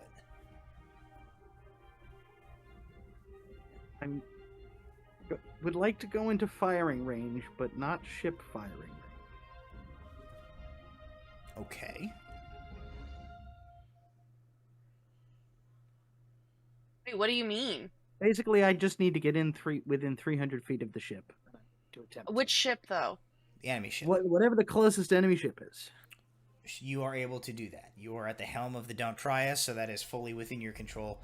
You guys on the deck, Murderbeard, like, you guys are still kind of discussing, like, what do we do? Thyx is like, we have some fight in us, and Murderbeard just, like, hits the wheel, and the Don't Try Us angles, and you begin sailing straight at the enemy ship. So, Murderbeard, you are able to get within that 300 feet. Okay. So, what I'm doing is technically an attack, so do you want me to just do it, or do you want we rolling initiative? Why don't you tell me what you're doing? Because I don't know what the hell is happening right now. So let's keep it narrative for a while. What do we see? What's happening?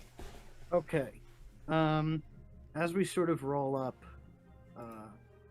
sort of along, trying to get like alongside the enemy ship, Murderbeard is going to take one hand off the wheel and reach out his finger like this, and essentially aim for, you know, the big, like the chain on the big crank that holds the anchor up.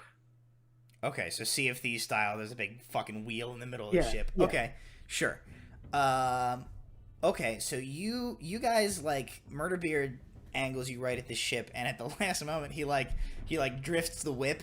He flips it again. The Don't Try Us maneuvers smoothly, and you guys, like, come at this enemy ship and begin to, like, go this way. And you watch Murderbeard as you guys go past, like, reaches out and like, extends his hand, mimicking what Thorn did of, like, you know, reaching out with that thing. And you see him, like, point his hand at the enemy ship.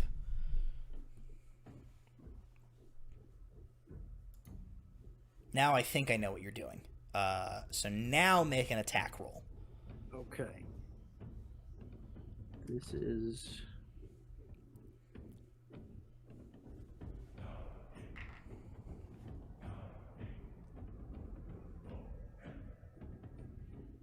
That's gonna be a 25. Okay. It's a 19 plus, yeah. Alright, a 25. Go ahead and roll damage.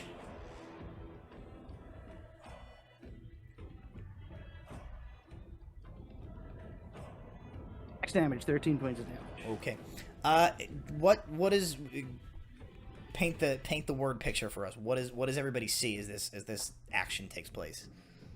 So Murderbeard, like, as they're like, what are we gonna do? Is sort of like gets this feeling and like feels like a tightening in his chest, and he like pulls the ship alongside and reaches out, and like sort of the like tip of his finger and everything sort of glow with that same amber light that they saw Thorn had, and just like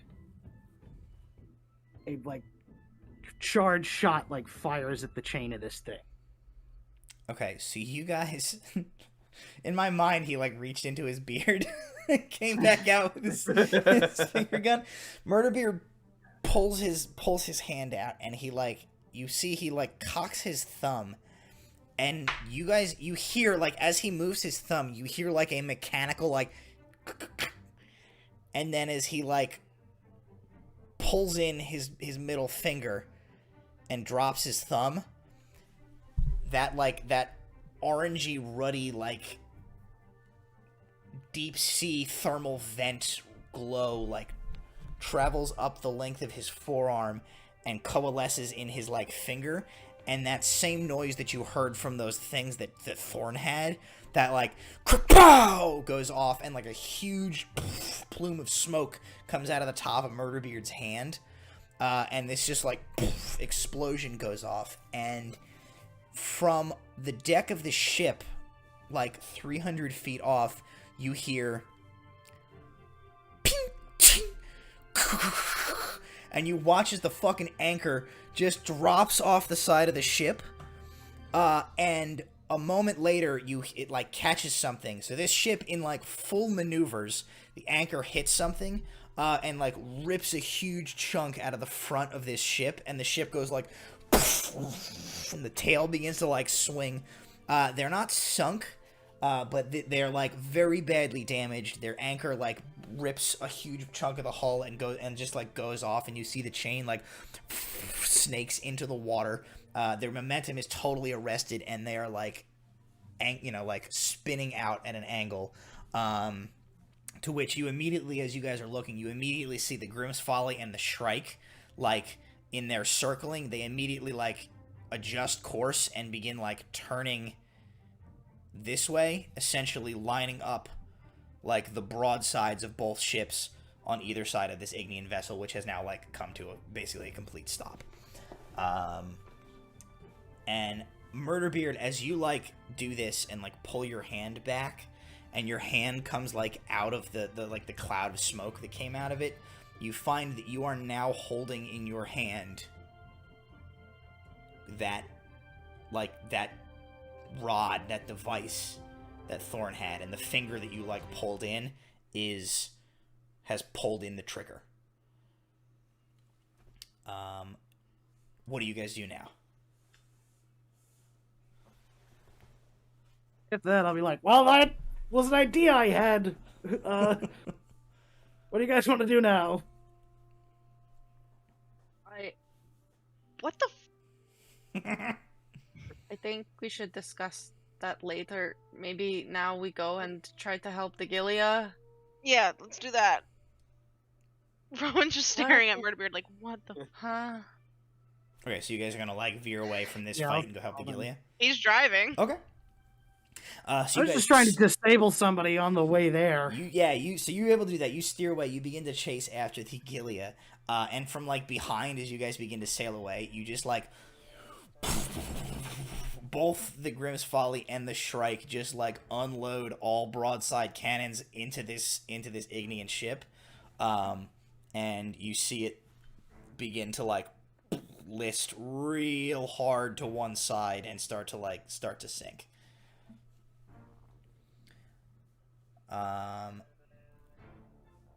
As you do that, so you guys are heading for the Gilia. I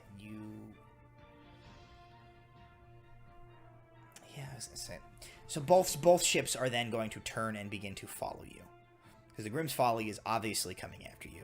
The Shrike thinks you have their captain, so they're coming because they're like, we have to pick up our captain. So both of those ships are gonna follow behind you. So now all three of you, with you guys like well out in the lead, because you started moving as they took the time to finish off the ship. But all three ships now begin to head for the Gilia. So let's do this. Why don't you guys collectively make a?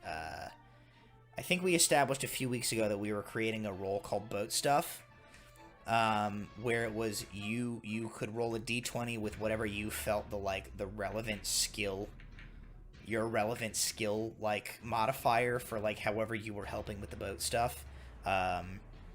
So, like, Boat you know, stuff. if Murderbeard is dexterously steering the ship, or if Phyxis is, I don't know, intelligently, like,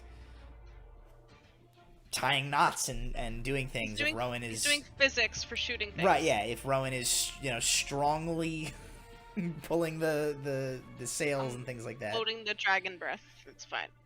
So make everybody roll a d20 with whatever you feel your associated boat stuff roll is, and that will be the roll for like how well you guys do in trying to catch the Gilia. Wait, Britt, you said you're loading the dragon fire? Yeah. Okay, I'll do strength for the sails then.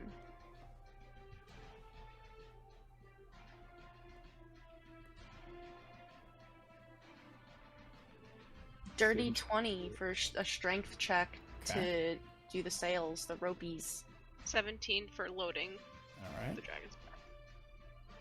Hmm. I'm gonna wait and see what Nimway's fast, so I'm gonna do like a dex base. Like it was an 18 for like just being fast. If someone needs help, she can get there quickly. Okay.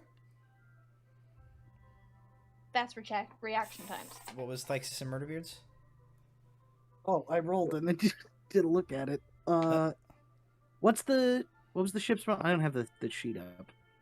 What's Don't the worry about ship's that for now. number? Like I said, we're, Alright, well, we're straight roll is trying a gonna- D&D light thing where we keep it a little more narrative. So just a d20 plus whatever you feel the modifier for boat stuff should be. I think it was a 5, so we'll make it a 21. I think it was a 5. Whatever. A 5. Okay, Does so that 5 fair to everybody plus else? what? Your dex. Yeah. Okay. And then what was Phyxis's?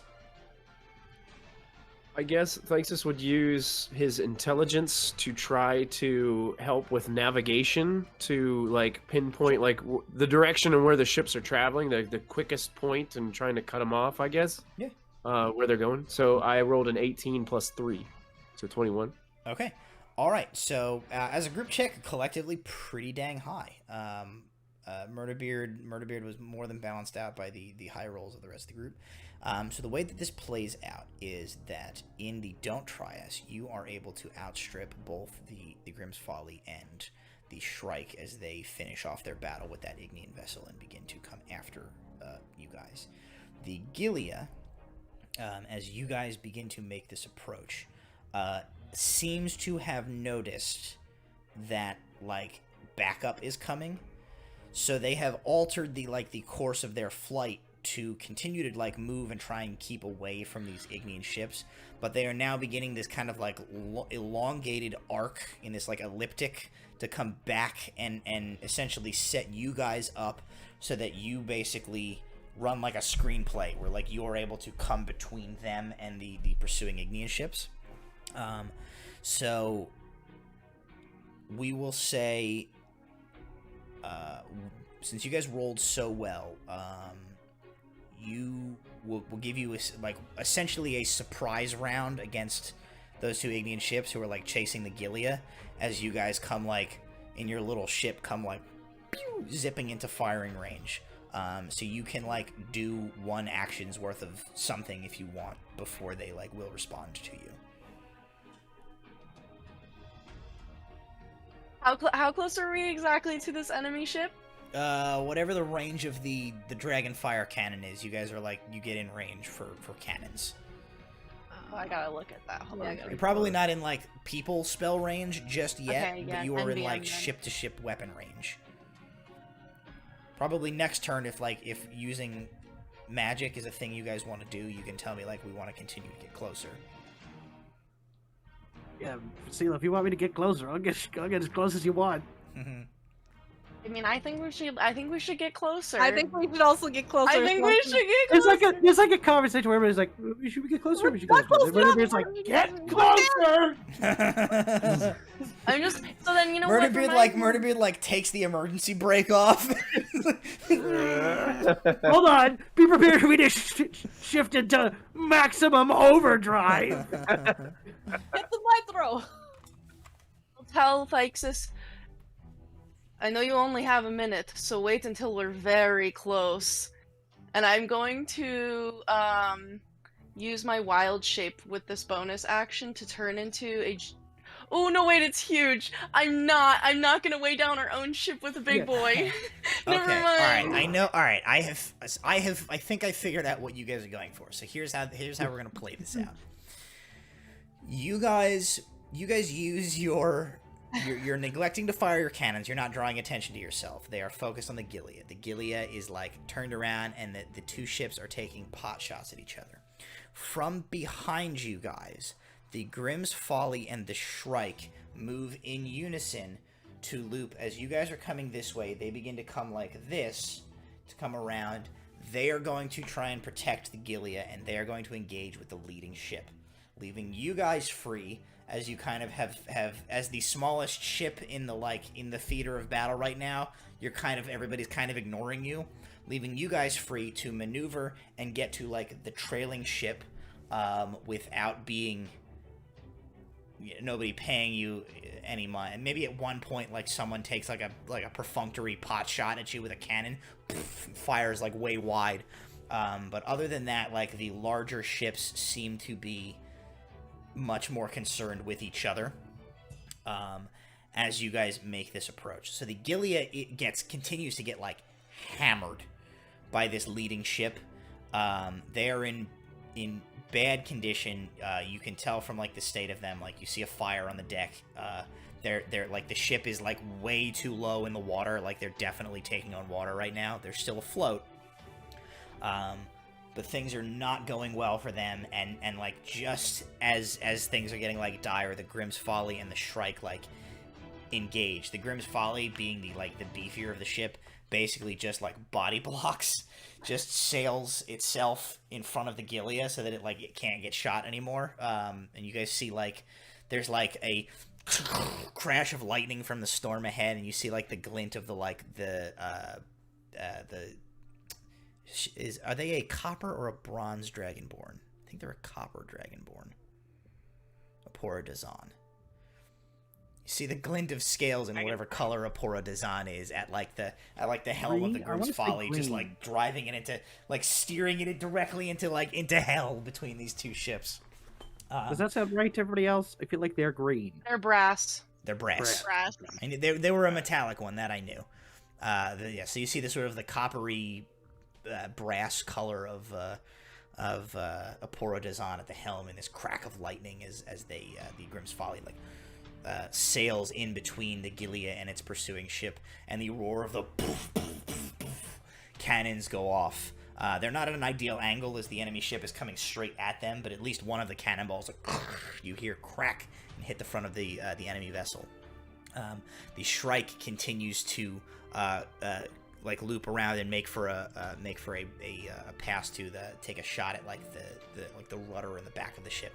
But you guys kind of pay that no mind and peel away from that main section of combat, and you sail in the direction of the third trailing ship. You can see that it is in the process of trying to swerve and course correct to swoop wide around the outside of these other larger ships, which basically leaves them kind of turning away from you. They're kind of they're turning away from you like this as you guys are coming up at them, and so you guys are able to basically come up at the sort of the rear 3/4 of the ship and get pretty close. The butt. Let's go for the butt. Okay, so as you guys come into essentially spitting distance, the crew of the ship definitely takes notice of you, and you get close enough that they can't really do anything with ship to ship weapons, as you are beneath the angle at which they can downturn a cannon and try and shoot you, but you quickly hear you hear a call go up from what they immediately assume boarders.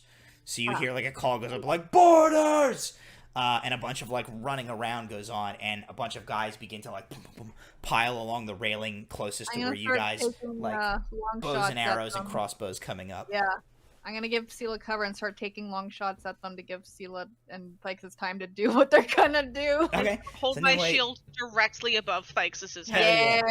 All right. So the two of you sort of make a phalanx in front of the two of them. Nimue, you're firing arrows. Go ahead and make an attack roll for me. Sure. Oh god. 16 plus 7 to hit. All right, so you like fire off an arrow. You hit a guy in like the throat, and he goes rah, and falls forward off the side of the boat into the water. I was gonna have them roll to like counterattack against you and like see how they did and who they would hit.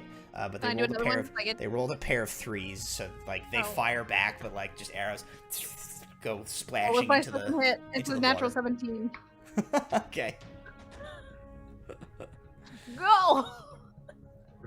So as like you guys, Sela and Thyxis, you're kind of behind. Rowan is in front of you. Her shield is up.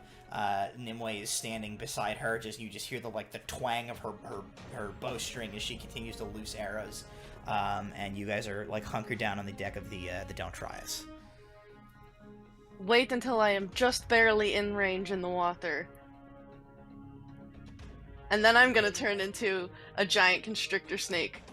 All right. And I'm going to flop into the water. So Sela, I imagine in my mind the image is like Sela like leaps from the deck in like a diving motion, and as she like arcs and comes down, she just like elongates into this becomes huge a noodly snake, boy. and just into the water. Yeah, and because I'm already huge, I'm starting to like go down a little bit so I can get underneath the ship because I need the angle to like get back up. What size is a giant constrictor snake? A giant constrictor snake is huge. Long. Okay. Long boy. So huge. So you are you're about 50. So you're 15 feet. You're a 15-foot long snake right now. All right. Yeah. So a 15-foot long snake into the water, and Thyxis, you see like Sela like through the water, and then like begin to dive. I am going to wait for my cue, and I will hold my orb tucked safely behind Rowan's shield. And there'll be a green glow from my eyes in the orb, and you'll see, Rowan, probably this green water start swirling inside the orb, and you can see there's like a elongated sea serpent just spinning around waiting for its time to strike. And I will wait till I can see... Sela make him as soon as I see a time where she kind of appears out of the water, that sea serpent will leave the orb and zing and like almost like go like it's swimming through the air and slam into the side of her and enlarge her, so that way she's twice the size and weight, or 8 times the weight and twice the size. Right. So Oh my a God. 30-foot long So, snake. She is. Here's what I'm gonna say. I'm gonna do something. I'm gonna take some poetic and Gargantuan. and narrative control of this. Thyxis, you release that spell, and as you do, you feel in the back of your mind, or in somewhere inside you, wherever it is that like you feel the place that you like tap into your magic, whatever that place is, you feel the influx of an overabundance of power. You lose control of your magic, and your tides of chaos from last session comes due, and you are going to wild magic. But I am going to take control of the wild magic in a bit of DM narrative skullduggery. And I'm going to say what happens, Thyxis, is that you, as the magic, you like serving as a conduit for the magic that is like coming from within this place within you. It's like far too much magic is trying to force its way through you all at once. Please tell me I teleport onto the back of the sea serpent. No. What happens, Thyxis, is you take 5 points of psychic damage. Thank you for that cure wounds earlier. You take 5 points of psychic damage, and like fall, basically just like this magic like burns you out. It's like you stuck your finger in an electric outlet, if you had any context for what that was. and you just like are knocked prone. But the little sea serpent magic that like comes out from you, as it is like juiced with the essence of this like wild magic surge, it streaks towards Sela in the water, and as it's going, it like is getting bigger and bigger and bigger, and there's like green lightning firing off of it in like all of these random directions, and it's like twisting and swirling, and when it strikes her, you don't just get to 30 feet to double your size. Sela continues to grow and grow and grow and grow. And Sela, you are now a 100-foot long giant snake. And you guys see, as you complete your dive maneuver, Sela, you come out of the water, and your snake head like looms up over the deck of this ship, a full-on like mythological sea monster. Yeah, I like open my mouth because up. constrictor snakes don't have two fangs. They have like rows of teeth. Like they have like a bunch of pointy teeth that go like all the way back. So I just like let out a really, really low hiss and like open my mouth at them, and then I start constricting the ship. And I So want to as crush it. Sela comes up and opens her mouth and then begins to wrap around the ship, we hear the creaking of wood as she begins to like crush the center of this ship. The sailors like screaming and running to and fro and leaping into the water. There is a crack of lightning, and that is where we'll end our session for tonight. yeah. Sea serpent! Sea serpent! Serpent. Sea serpent! Sea serpent! Sea serpent! Alrighty, well, hey, thank you guys for sticking with us tonight. Those of you in chat who were viewing along with us, thank you guys, my players, as always. Thank you to Little Dragon Corp and Cardboard Castle for sponsoring Proficiency Bonus. And don't forget to check out the rest of our great shows right here on the channel most days of the week. We have all sorts of cool D&D and non-D&D tabletop and gaming content for you to enjoy. We will see you right here next week for the Fool's Errand, the other portion of our Delve Requisite campaign, and then in 2 weeks back here for the Pirates. So, I hope you are having a lovely spring so far, as spring has sprung. Magic. As always, we hope to see you back here for all of our D&D fun that we have, and I will, of course, see you next Tuesday. Bye, everybody.